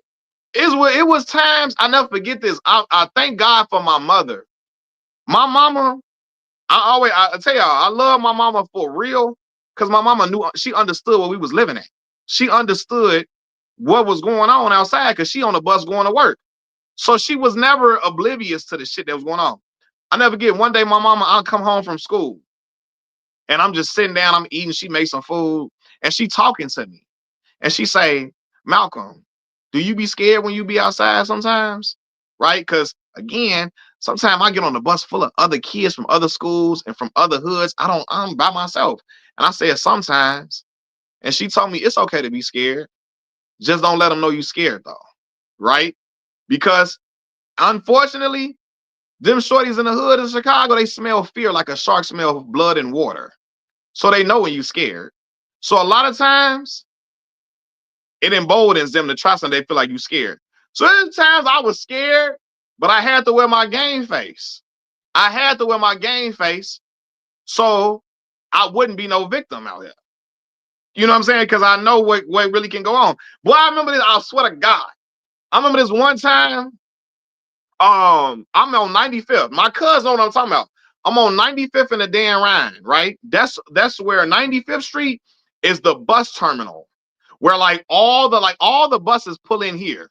So basically, at this bus terminal here, people from all across the South Side can be like going to different schools. All us can be at one place at one time because we all taking the different buses to go to school. But this right here is like that is the terminal where everybody could be in, everybody from different high schools. It's different crowds at this bus stop. It's a McDonald's right by the bus terminal, right? So again, I'm 14. I'm hungry. I got a little money in my pocket from my pops. I'm like, man, I want to give me some chicken sandwiches from McDonald's. I go into McDonald's. Little did I know the McDonald's on 95th Street is jumping. It's kids in there, literally gang banging ass little shorties just looking to get on that with people in the gas, looking to just aggressively approach people in McDonald's just to start shit with people because they gang banging little shorties, right? I go in McDonald's. Soon as I go in there, I see some group of little dudes pressing this other boy, asking him what you is, asking him what he is, he gang affiliated, what is he, right? Chicago was a different place during that time period. Right? And look, my city is a beautiful city, amazing. Y'all would never be dealing with this shit. The shit I'm talking about, y'all would never deal with because again, this is all my teenage years and me living in the inner city. Tourists and stuff would never deal with none of this stuff, never. But I go into McDonald's, they pressing this dude, and they asking him what you is, what you do, and you can tell Shorty really not on nothing, but sometimes they don't care that you're not gang banging. They don't. They just want to make up a reason to get on there with you. So now I walk into the gas station. I'm not walking to the gas station. I walk into the McDonald's, and this is what I'm seeing as soon as I walk in. Now I gotta make a decision. Okay, I cannot just turn around and run out this damn McDonald's. I can't get scared and just run out because they'll see me leave and they say, "Oh, his ass coming in. He ain't order no food. He's scared. He's scared. Let's get on there with him." I have to come in here and order my food and wait for my food and act like I'm cool, calm, and collected. I can't just turn around. If I turn around when I see them, when they pressing dude, if I just hurry up and leave, oh, he's scared. Then they gonna try to get on that with me. So now I gotta order my food and stay calm in the midst of me knowing it's gang banging shorties in here trying to press another dude. I can't just leave now. I gotta play it cool. So now I play it cool. I get my food. I'm like, man, god damn, they taking all day with these two. I got 2 McChickens and a medium fry. Hurry up, right? I might have had a small fry. I'm like, it was taking all day. This shit taking all day, man. Hurry up, man. Hurry up. I'm trying to hurry up and get up out of here. But I can't look like I'm in a rush to get out of here. Cause then they gonna be like, I'm scared. So then I get my food. I gotta walk out. I gotta get my food and walk out like I'm cool. I promise you, this this is shit you gotta learn on the fly. It's like street smarts I had to learn. Nobody told me this. Nobody taught me this. This is just stuff I had to learn. I learned how people think and how these dudes think for real. Yeah, the fast food ain't fast enough. God damn, how long 2 McChickens take? Hurry up. Shit. trying to get on the red line so I can go home. God damn it. You know what I'm saying? Hey, look. And then one time, yeah, Chicago is, I promise y'all, it's a very beautiful city. Y'all would never deal with none of this shit. This is like inner city stuff that young teenage boys be going through. For real. Like growing up in, tourists would never go through. Y'all would never be in them areas or whatever. And yeah, y'all, it's a beauty. Y'all would have a lot of fun here. But I'm just telling you my experience from 13 to 18, what you can kind of encounter. But anyway, I remember this one time, right? I'm living on 86 in Euclid. It's right by CVS High School. I get home from school. At the corner store, the kids from CVS High School would crowd around the corner store. So I don't go to CVS. I go to Morgan Park. I get off the bus. It's 20 dudes in front of the store, right? So a lot of times I'm having to walk past all these dudes. And you just never know if somebody just being bold one day. So sometimes I would get off the bus a stop earlier and just walk around. So I don't have to walk around in traffic sometimes. Man, I do that one day. I walk around the blocks. And as I'm walking around to my block, it's like 4 or 5 dudes walking straight ahead towards my direction. Right? Now they are in view of me. I'm in view of them. I know at this point, I cannot cross the street. It doesn't matter that it's 4 or 5 dudes and I don't know what they own. If I cross the street, they're going to say, he's scared. Let's get on that. I got to walk past these dudes and just pray for the best. Like, look, Lord, I'm just trying to get to the crib. Please don't let these motherfuckers be on nothing with me. Because there's 5 of them and 1 of me. What I'm really finna do? The odds ain't really they're not looking that good. So I got to stay on the same side of the street as them and walk past them. I walk past them, ain't nothing go down, right? I think one of them might have asked me for a lighter because they were trying to smoke, but that was it. But I guarantee y'all, if I would have crossed that street, when I cut that corner, and if I'd have crossed the street when I saw them on the same side of the street as me, they would have been like, oh, let's get on that. He's scared. He's scared. I have to make them executive decisions very, very quick. Very quick. I cannot show them that I'm afraid in no type of way. Or or they finna be like, all right, let's get on that. So I just gotta walk past them. You know what I'm saying? And me and my homie Melvin got to get on here and tell some of these stories. That's just how it was, man. So yeah, man, it was just some crazy stuff, boy. I love my city, boy. I had a lot of fun. Yeah. Had a lot of fun. These motherfuckers, boy. They be like, man, what the hell? It was all, you just stuff you can run into outside. Stuff you can just run into us. I laugh at it now. They be like, but at the time, you be like, man, you don't know how stuff finna go down and how it's finna play out. But yeah, I laugh at it now. But at the time, you like nervous as hell. You don't know what's finna go down. You know? Matter of fact, yeah, it's just, unfortunately, that's what it was. So, right, yeah, in Chicago, we got metal detectors in the high school. I thought every place had metal detectors in their school. We all got to go through the metal detectors in Chicago. That's just the normal. You know what I'm saying? It's just the normal. Man, I remember this one time too, man, when I actually got jumped. I will never forget this too. I actually got jumped. This is my freshman year of high school. Yeah, and look, and Morgan Park actually is one of the better academic schools on the south side of Chicago. Academically, yeah, we had great teachers in there, outstanding teachers. I had a lot of fun at MP.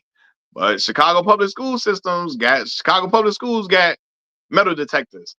But anyway, though, I remember when I had got jumped, just like my freshman year of high school, right? I remember this vividly because it happened on my sister's birthday, right? This happened about like almost 5 o'clock because I was getting out of school late. And at this time, it was getting dark quick because it was the winter time. You know how time go back. And so now it get darker quicker in the winter. Man, I must have was finna go. I was on the way. I got off the bus. I'm going to go pick up my sister from the park district. So I'm walking to the park district right in the neighborhood to go get her. And you know, I'm tired. I'm sleepy as ever. I'm really not really paying attention, but I hear loud ass hollering and yelling.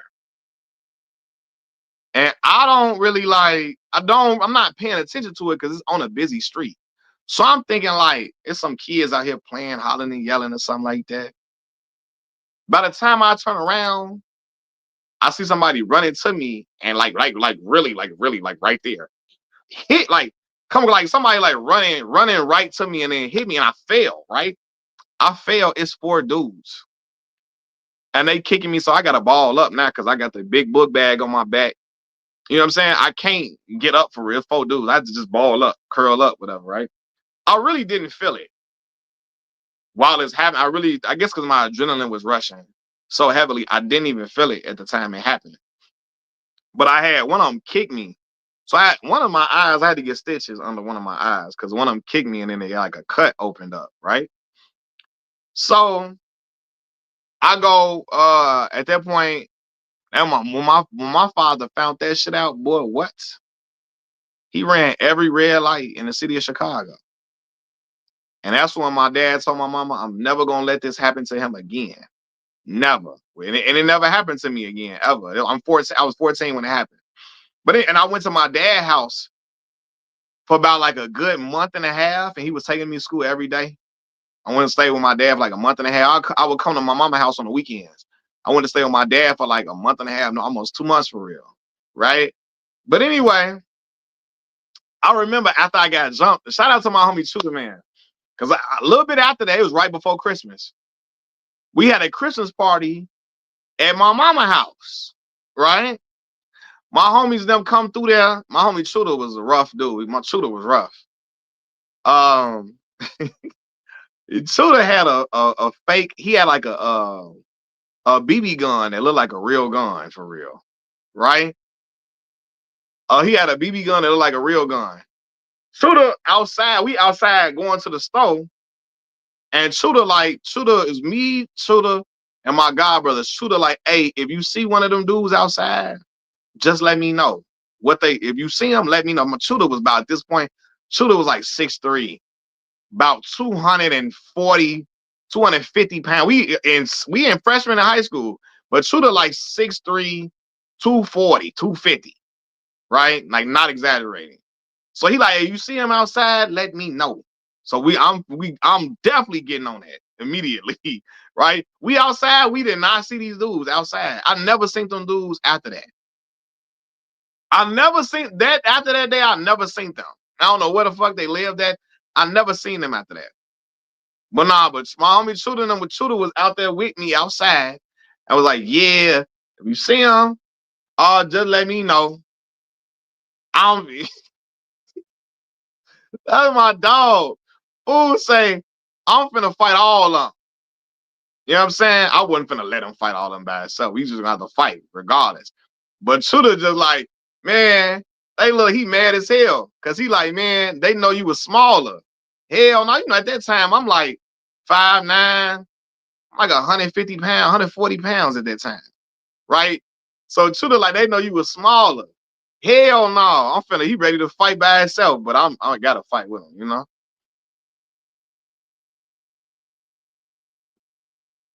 But yeah, boy, the crazy times, man. I know this whole conversation just detoured into some other stuff. We started talking about mystical. We started getting into some Chicago stories and whatnot. But yeah, man, it was Chicago. It was a crazy time a little bit during those years, 13 to 18. But I also had a lot of fun during them years, ton of fun. So I just want to remind y'all, this is not nothing y'all would ever have to deal with. This is just something that was going on in the inner city, you know, during the teenage years or whatever. Traveling the city, kind of having to be on alert when you by yourself. Yeah, you know. Said my story's better than the war in Chirac. I appreciate that, Zero. Appreciate that, big dog. Man, I gotta, like, you know, I gotta that's love, man. I gotta start telling some more of these stories, man. It was because I didn't see all I told you that time me and Kiefer got pressed one time. My homie Kiefer Sykes that hoop. When me and Kiefer got pressed, and we had to stand our ground. And I'm gonna give it to Keith. Keith wasn't going for none of that. For none of that, boy. Keith wasn't going for none of that. We was just finna fight, but they ain't get on that with us because they knew we wasn't scared. But I talked to my homie Kiefer yesterday too, man.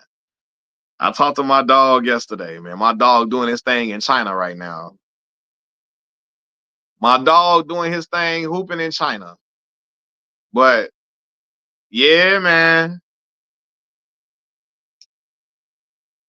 Hey, Roseball, no. He say them days was rough coming home on them CTA buses. Yeah, all type of stuff going on, boy. He like, man, what the hell? What am I finna run into today? What is it that I'm gonna run into out here?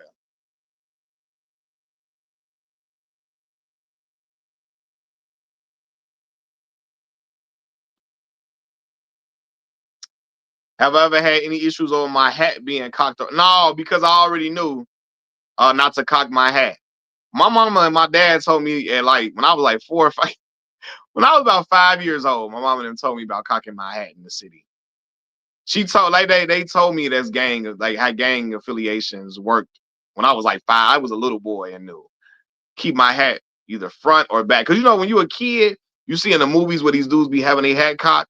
And I remember I think I tried to do that when I was like 5. And my mama like, oh no, no. We not finna do that. That's gang stuff. Either wear it straight forward or straight back. So I never had them issues with my hat being cocked because I never cocked my hat. Cause you know, I knew you said make a playlist or a different channel for these Chicago stories. I gotta do that, Jen. That's what I'm gonna have to do. You know what I'm saying? I'm gonna have to do that.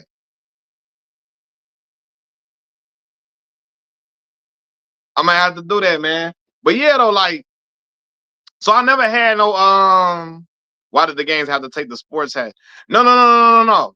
So in Chicago, we don't nobody, it don't, you can wear any hat you want to wear here. It's not like LA where every hat is a different game. You just can't cock your hat. You have your hat to the left or to the right. It's like gang affiliations, right? Got your hat to the right. It's for the gangs under the 6-point star. Have your hat to the left for the gangs rocking under the 5. So I never cocked my hat because I already knew that. Either my hat was either straight forward or straight back. Because I already knew where I was at and what I could deal with outside. So yeah. Luckily for me, no. But you've heard rappers talk about coming to Chicago and having a hat cocked and having to get Memphis Bleak, Jay-Z right hand man, Memphis Bleak. Bleak told a story about coming to Chicago and having his hat cocked and having to get told, like, hey, fix your hat, bro. Fix your hat. Can't you wear your hat like this? Have I ever been to the Rock and Roll McDonald's? Yes, I have several times. Several times. Yeah. So in Chicago, you can wear whatever hat you want to wear. Whatever hat you want to wear. It's just you can't cock it. You can't have it to the left, to the right. Straight forward, straight back. But yeah, Memphis Bleak talked about he was at McDonald's. And dude, like, hey, fix that hat, bro. You in the wrong neighborhood cocking that hat like that. So yeah. Can you let the hat float over your head? Hey, you crazy, bro. You are a fool. But yeah, man. It was just I am gonna have to make like my own separate story time for my Chicago stories. I'm gonna have to have my boy Melvin come on here and tell his stories too, man. It was just like, what the fuck? So yeah, you see me with a hat on is always either straight forward or straight back. Never. And it's straightforward now. Said we don't have any gang culture in DC. You can wear your hat whatever color you want and wear your hat anyway. Oh yeah, I'm sure T.I. had to wear that hat a certain way too, for real. Especially like boy, that late '90s, early 2000s Chicago. Oh man, yeah, that hat cannot be tilted or nothing. Said save some for the TV series. Boy, they better not ever let your boy get a TV series for real.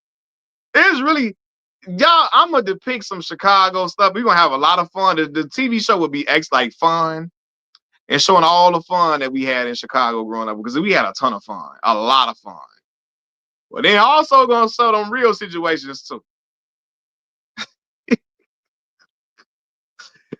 Hey, boy, you been running. Hey, I laugh. Like again, I laugh at it now. But it be shit. We be like, man, can you imagine that stuff, bro? Like going to see a girl in Chicago when you in your teenage years, you on the bus or something. Cause this before Uber was popping, right? If you didn't have no car, and like people wasn't just taking cabs a whole lot like that. It was cab services here, you know. But like young dudes wasn't taking cabs like that at that time. So either you getting dropped off, either you got a car, you getting dropped off, or you on the public transportation, right? Going to go see a girl on a bus or something, or you going into her neighborhood, them dudes don't know you, don't let her be pretty. They already want to fight you because they mad as hell. You talking to her and they can't talk to her. Now they pissed off. Now you telling her, hurry up, come outside. Goddamn, hurry up now. You moms outside looking at me a little crazy. Now hurry up, open this door now. Hurry up, open this door now, guy. Hey, my homie Chuda went to go see his girlfriend one day. And he walked into the bus stop. Some dudes started following him. Chuda say, man, I just kept walking. I didn't even stand at the bus stop. I just kept walking so they just stopped following me. Because I was walking too damn far. Bro say, I just kept walking. The bus stop wasn't that far away. I walked past the bus stop because I knew if I stayed at that bus stop, they going to start messing with me. We like 14 at the time, 14, 15. He said, I just kept walking, bro. Really didn't even know where the hell I was going. I'm just going to keep walking until I get out of reach from these motherfuckers. Trying to go see a woman, man. Oh my God. Don't let her be pretty. Dudes be hating. They be mad. Don't get mad at me because you ashy and you dirty. Like that scene to watch with Dre. Yeah, man. Yeah. Walk till you safe. Yeah, walk till you out of reach. Goddamn. I'm not finna. Yeah, don't get mad at me though, cause you ashy. And you stink. That don't got nothing to do with that, bro. I don't got nothing to do with that, fam. Don't get mad at me because you always asking the girl where my hood at instead of talking to her. You know what I'm saying? Yeah. He said I heard Chicago and Detroit got the women. They definitely here now. I'm not never gonna lie to you about it. They definitely here. 100%. So yeah, don't get mad because as a girl want me to come over here. You been on the block all your life. She ain't never even asked you to take the trash out for her. Don't get mad because I'm coming up in here and you ain't. You didn't try to you didn't try to you smoke your way into some sex for years and it didn't never work. You didn't try, you tried to, you drink, you smoke your way into some sex and she wasn't going. Now you mad at me because I happen to be over here and she like me. Now you want to fight. That ain't like, some dudes think they gonna whoop your ass into the girl not liking you no more. If she like me, bro, she just gonna like me. She like, you know what I'm saying? Whooping me not gonna it's not gonna make her be like, if she's a real respectable woman, it's not gonna make her want to be with you. You see what I'm saying?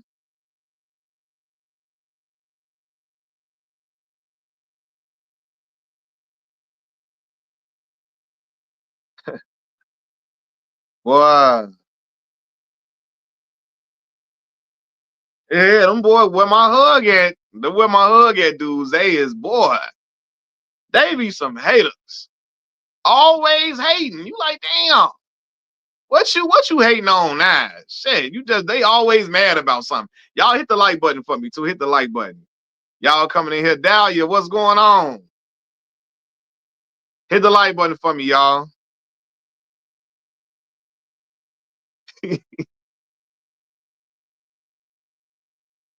Yeah, they start what? Either they want to, exactly. When the woman they like is liking you, that now they want to fight or they want a dirty Mac. That boy don't even like you like that. He don't even like you like that. I seen him talking to Tasha last week. How you know you special? Hey man, what? Hey man, what? Man, he just be telling you anything. His ass don't know how to cook. He don't know how to do that. Man, like what? How you don't? Man, he ain't, he ain't really liking you like that, man. I mean, he had them pants on yesterday. Hey, bro, if she like me, she like, and what you think that's finna like? What? I told y'all, I'll never forget when I was like, I was a junior in high school. I'm not junior in high school. I'm sorry. I was a junior in college. I'm getting ready to start my senior year.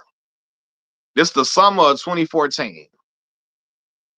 I go into this little spot to go because I was crowned Mr. Mississippi Valley State University for the upcoming school year. I always tell this story. So I had to go buy me some suits to wear. But so I can be Mr. MVSU, look presentable. You gotta wear suits and stuff. So I go with my father to this spot to go get some suits. I go get the suits and stuff. But then I came back like a couple of days later. When I go in there and go get my suits and get fitted for my suits, and I'm trying my suits on, it's a woman in there. Fine woman. She like in her 30s. Fine chocolate woman. You know what I'm saying? She all cool. She talking to me. She telling my dad, tell her, my son, he in school, he got crowned Mr. Mississippi Valley State University. So he want to look presentable. He got to get some suits. She like, okay, cool. So she go get the dude to come help me find some suits. And she watching while I'm trying on my suits and stuff. She like, oh, that's nice. That's nice. She smiling. That's nice. You look nice. Right? I really ain't think nothing of it. I come in there a couple of days later. Now I'm by myself. My homie dropped me off, but he was there, but he stayed in the car. I got my daughter with me. I went to go pick up my daughter, and I brought her with me into the store to go get me because I wanted like a vest and like a tie, a bow tie. I wanted to get a vest and a bow tie for this little ball we had going on before I left to go back to school. So I go in there, I get my little vest and my bow tie, and the chocolate woman, the pretty chocolate woman, she in there again. So she said, "Oh, you came back, huh?" I say, "Yeah, I had to come in and get some more stuff." And she say, "Who's this with you?" I said, "It's my daughter." She said, "Oh, you got a pretty daughter." Right? So I get my little vest and my tie, and she say, you gonna come back, right? You gonna come back for some, you gonna come back again, right? I said, why? I said, you want me to? She said, yeah, I definitely do. Man, she said, she grabbed a little business card. She like, here, take my number. She wrote that number down on the back of that card, right?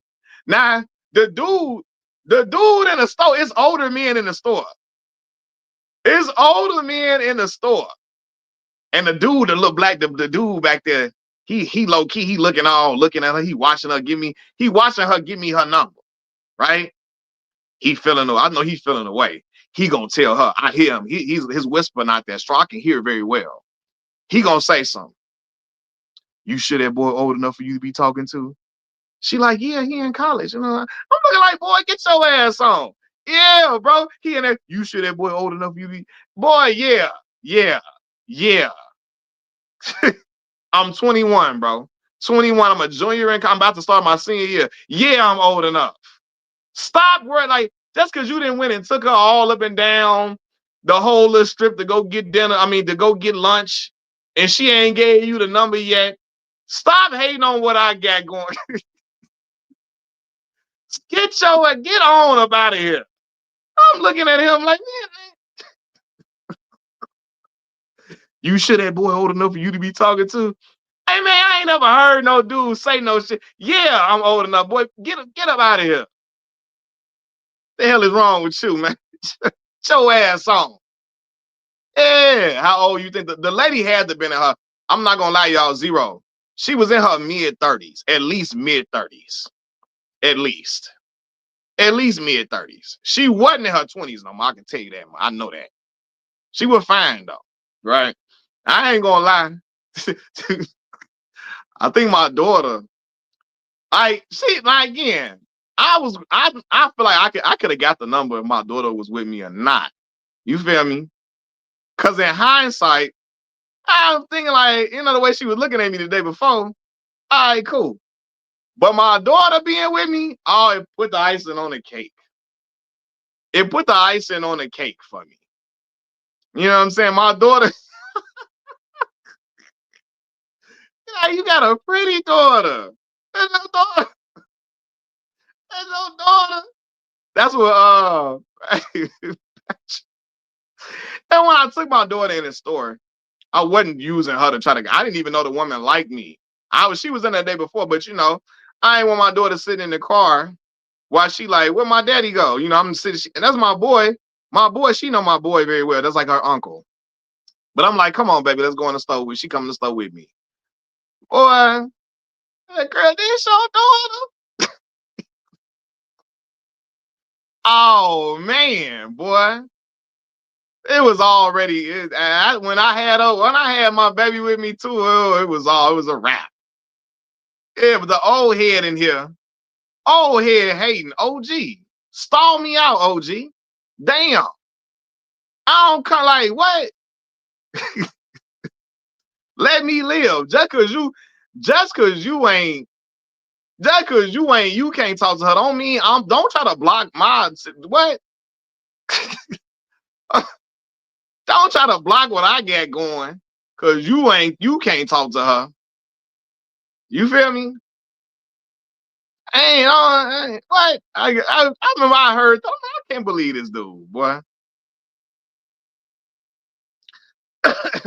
What Black Mall say? Ain't nothing worse than the older dude hating. They start talking about their wallet. Yeah. Now what that boy in college? That boy can't do nothing. What that boy finna do for you? He ain't get no job. He got no job right now. He's still in school. Where he working at? He probably ain't working on it. If he got a job, he working at McDonald's. He can't do nothing for you. What he finna do? Man, listen. You know what I'm saying? She ain't over here for the check. That ain't why she trying to talk. It ain't about no check. You gotta drop that bread off like that. What you gotta do. And you better make it snappy when you breaking that bread off. And hey, Black Mall, he was in the red. The brother was all in he probably buying that woman all that time. He buying her up some stuff. He in the red and he mad about it. Cause he didn't bought her Chipotle. He didn't went to goddamn Quiznos. He didn't went to every Chinese restaurant up the block. You know what I'm saying? He didn't bought her more chicken fried rice, sweet and sour chicken, orange chicken, and it ain't never paid off for him. Now he getting frustrated. He keep bringing coffee in the morning and shit. He thinking that's gonna get her. She hit him with that, thank you, brother. Thank you, brother. Appreciate you, brother. Praise God. And he getting mad about it. Now he got to sprinkle that hateration over here. Hey man. He said, "Oh, here's be funny. Tuition can't get you no new travel. That tuition, he ain't got no money." Man, let me tell you something. Boy, we could have went to Chili's and she wouldn't have cared. You know what I'm saying? Hey man, for real. I don't try to come hate on me because you didn't got her all this sweet and sour chicken and she ain't talking to you. What the fuck? Like, I'm not, you know. At the time, I'm trying to think my daughter was like 3 years old at the time. Yeah, she was 3. You know? So she say he grown enough to take care of a baby. And you're damn right. I sure was. My baby was well taken care of. My baby was fly too. She was 3. You know what I'm saying? She had her little fly coat on, had her little Timbs on. Hey man, he grown up to take care of that baby though. That's right. That's all you got. That's what she know.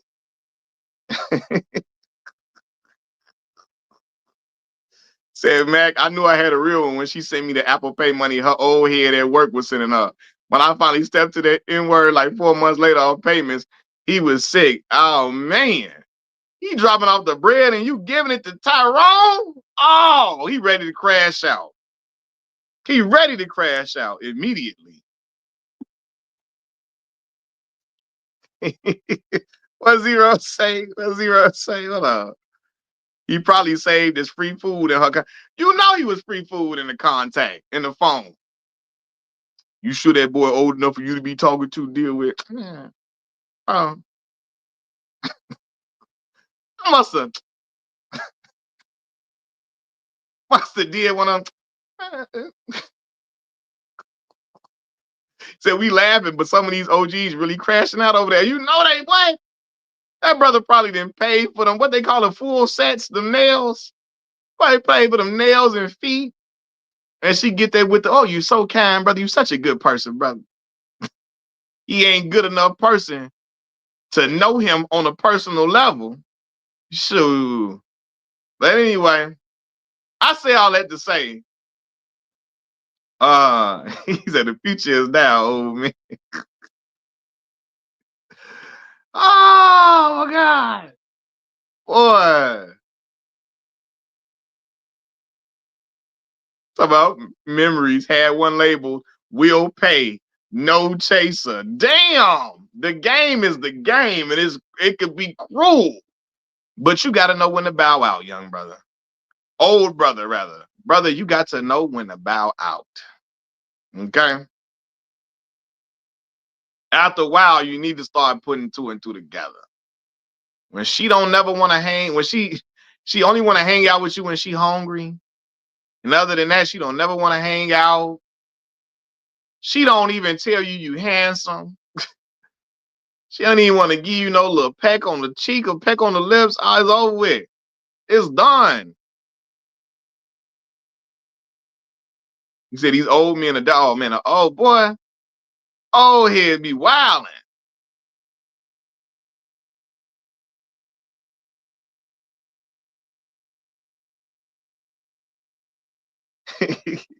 Yeah, a lot of men will real lead with their wallet. Now you just in there.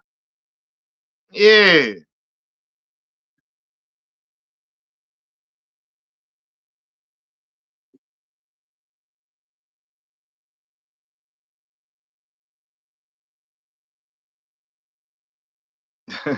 Some old heads be like the old creepy dude in the soul food. I'm already knowing, man. It's wild. But look, y'all. Now they got hungry as a werewolf. So I gotta eat me some food, y'all. I didn't hop straight up from my nap and hop straight on here. So I gotta eat me some food, y'all. Y'all hit that like button for me before y'all get up out of there. Hit that like button right there and help me get this video in the algorithm strongly. If you want to donate to the Cash App, here's my Cash App, $Mac Miller 5. Again, if you want to donate to the Cash App, my Cash App is $Mac Miller 5. It's all greatly appreciated, whatever you choose to donate, man. It's all love, y'all. I appreciate y'all rocking with me. Y'all keep me laughing and keep me acting a fool on here, which I enjoy. We done built a great community where we can all act a fool and crack jokes, so it's all good. So I'm gonna holler at y'all a little later on. But in the meantime, I got some videos coming for y'all too. Got some videos coming for y'all for sure, for sure. But until then, y'all, Machiavelli Mills TV. I'm gone, y'all. Peace.